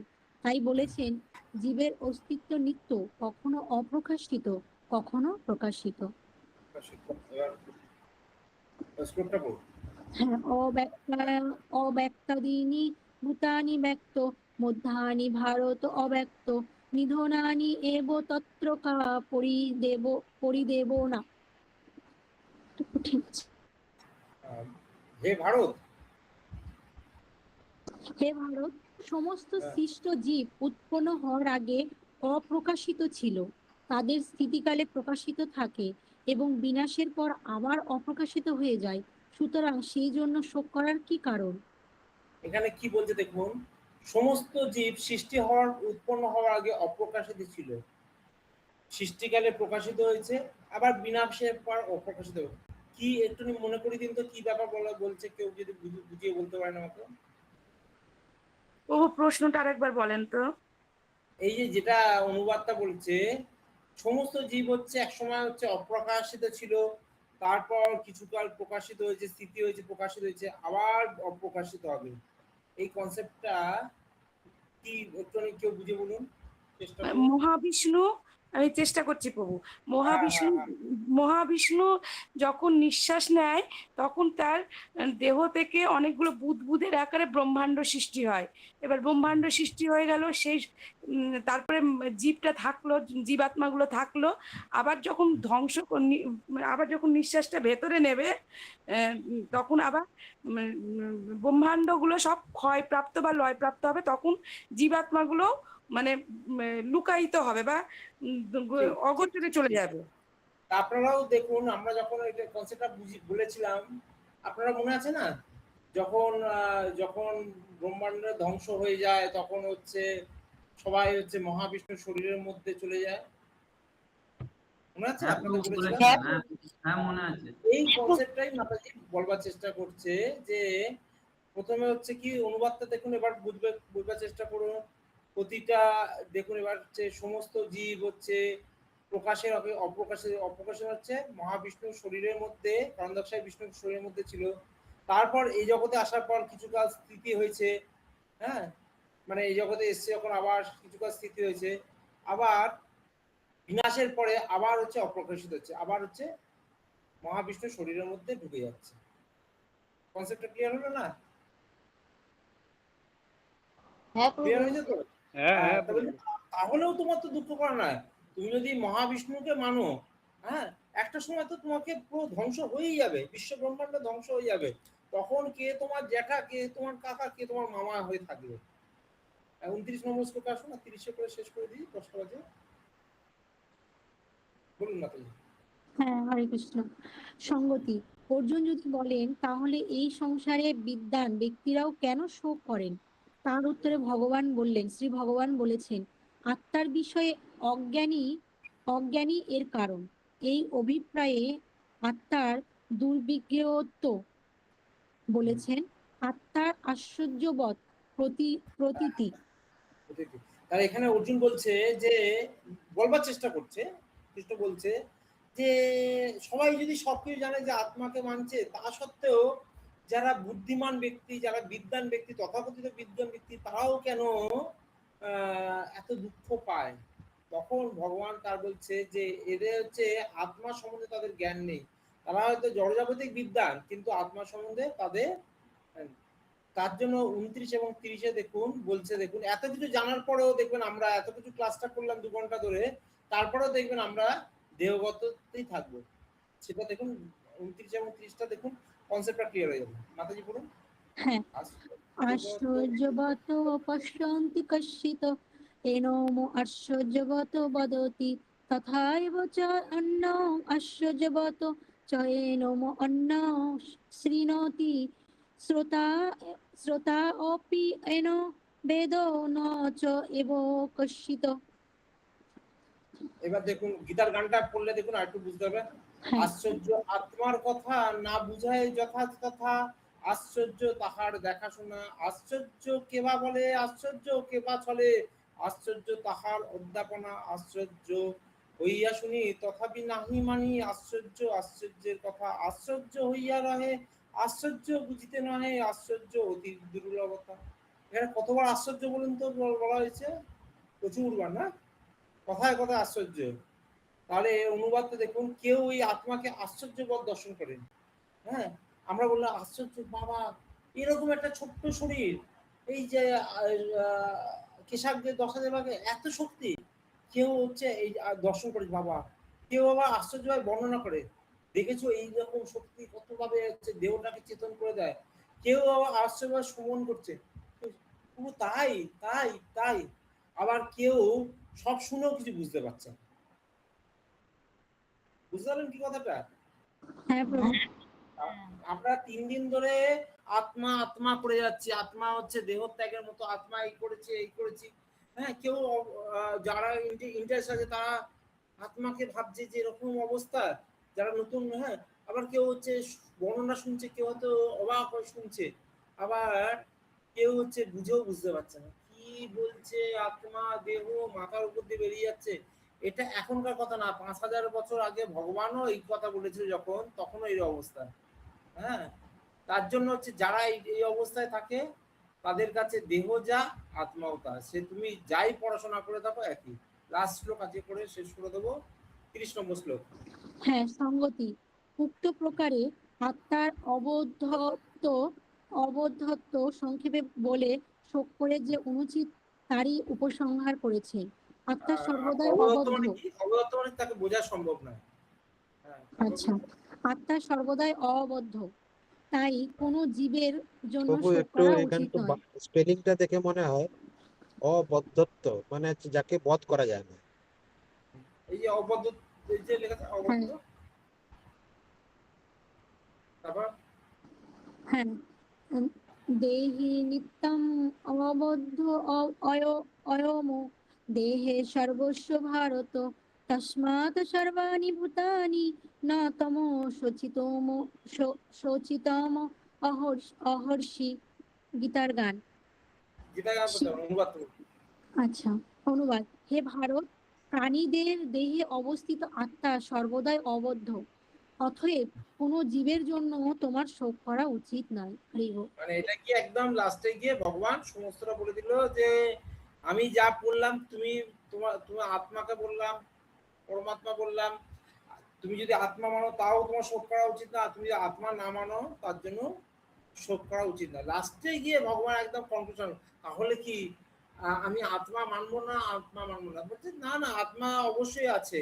আত্মা হচ্ছে কি, ওই বললাম না যে আত্মাকে কাটা যায় না, ছেঁড়া যায় না, ঘোটা যায় না, এইগুলো হচ্ছে আত্মার কথা। সে হচ্ছে অবদ্ধ, তাকে বধই করা যায় না। এখানে বলছে দেখুন, সকল জীবই হচ্ছে আমার ভাই, কারণ সবাই আমরা হচ্ছি নিত্য আত্মা আছে, সবার মধ্যে দেখুন আত্মা আছে। যদি আত্মা আছে, আর আমরা কি হচ্ছে কার থেকে এসেছে, আত্মাটা কে সাপ্লাই করেছে? পরমাত্মা। ভগবান যদি আমাদের পরম পিতা হয়, তাহলে এই জগতে যারা আছে সবাই আমার ভাই বোনই কিনা বলুন তো? হ্যাঁ, সবাই একদম একদম। তাহলে তো, আর যদি আমরা ভাই বোন হই, তাহলে যদি আপনি দেহগতও চিন্তা করেন, তাহলেও তো কষ্ট হওয়ার কথা না। হ্যাঁ, কারণ আমরা সবাই ভাই বোন, তো তাহলে অসুবিধাটা কি আছে? এখানে দেখুন 20 নম্বর শ্লোকে আমরা দেখলাম কি, আত্মা জন্ম নেই, মৃত্যু নেই। তারপর হচ্ছে দেখলাম 21 নম্বর, আত্মা হচ্ছে অবিনাশী। তারপর হচ্ছে পোশাক পরিবর্তনের কথা বললাম, আত্মাকে অস্ত্র দিয়ে কাটা যায় না দেখলাম 23 নম্বর শ্লোকে। আত্মা নিত্য সর্বত্র বলে, আত্মা হচ্ছে অচিন্ত, চিন্তা করা যায় না, জন্ম মৃত্যু রহিত। হ্যাঁ, জন্মের সঙ্গে যদি তুমি চিন্তা করো জন্ম হচ্ছে, তাহলে মৃত্যু হবে। হ্যাঁ, জীবের প্রকাশ অপ্রকাশ দেখলাম, আত্মাকে আশ্চর্য, তাকে ব্যাখ্যা করা হচ্ছে সম্ভব নয়। হ্যাঁ, এবং প্রত্যেক দেহে আত্মা হচ্ছে অবস্থান করে। আজকে হচ্ছে আমরা 30 পর্যন্ত পড়লাম। তা কালকে 15ই আগস্ট। হ্যাঁ, 15ই আগস্ট আমি যাব হচ্ছে কালকে আরেকটা মন্দিরে যাব, আমাদের একটা সেমিনার আছে, হবিবপুর মন্দির। হবিবপুর চেনেন তো আপনারা? হবিবপুর হচ্ছে রানাঘাটে কোথায়? রানাঘাটে না প্রভু, জানি না। রানাঘাটে হবিবপুর। রানাঘাটে হবিবপুর মন্দির আছে। পরে যদি সম্ভব হয় আপনাদের নিয়ে যাবো। আমার হবিবপুর মন্দিরে যাওয়ার আছে কালকে। তা ওখান থেকে আমরা কালকে ওখানে থাকবো। পরশুদিন আমরা আবার মায়াপুরে আমি আবার ফিরে আসবো রবিবার দিন। এই হচ্ছে পরিকল্পনা। কালকে আর রবিবার দিন তো ক্লাস হয় না, কালকে শনিবারও ক্লাস হবে না। আবার আমরা মিট করছি কবে? সোমবার দিন। হ্যাঁ, সোমবার আমরা মিট করছি আবার নতুন এই থেকে। আপনারা এর মধ্যে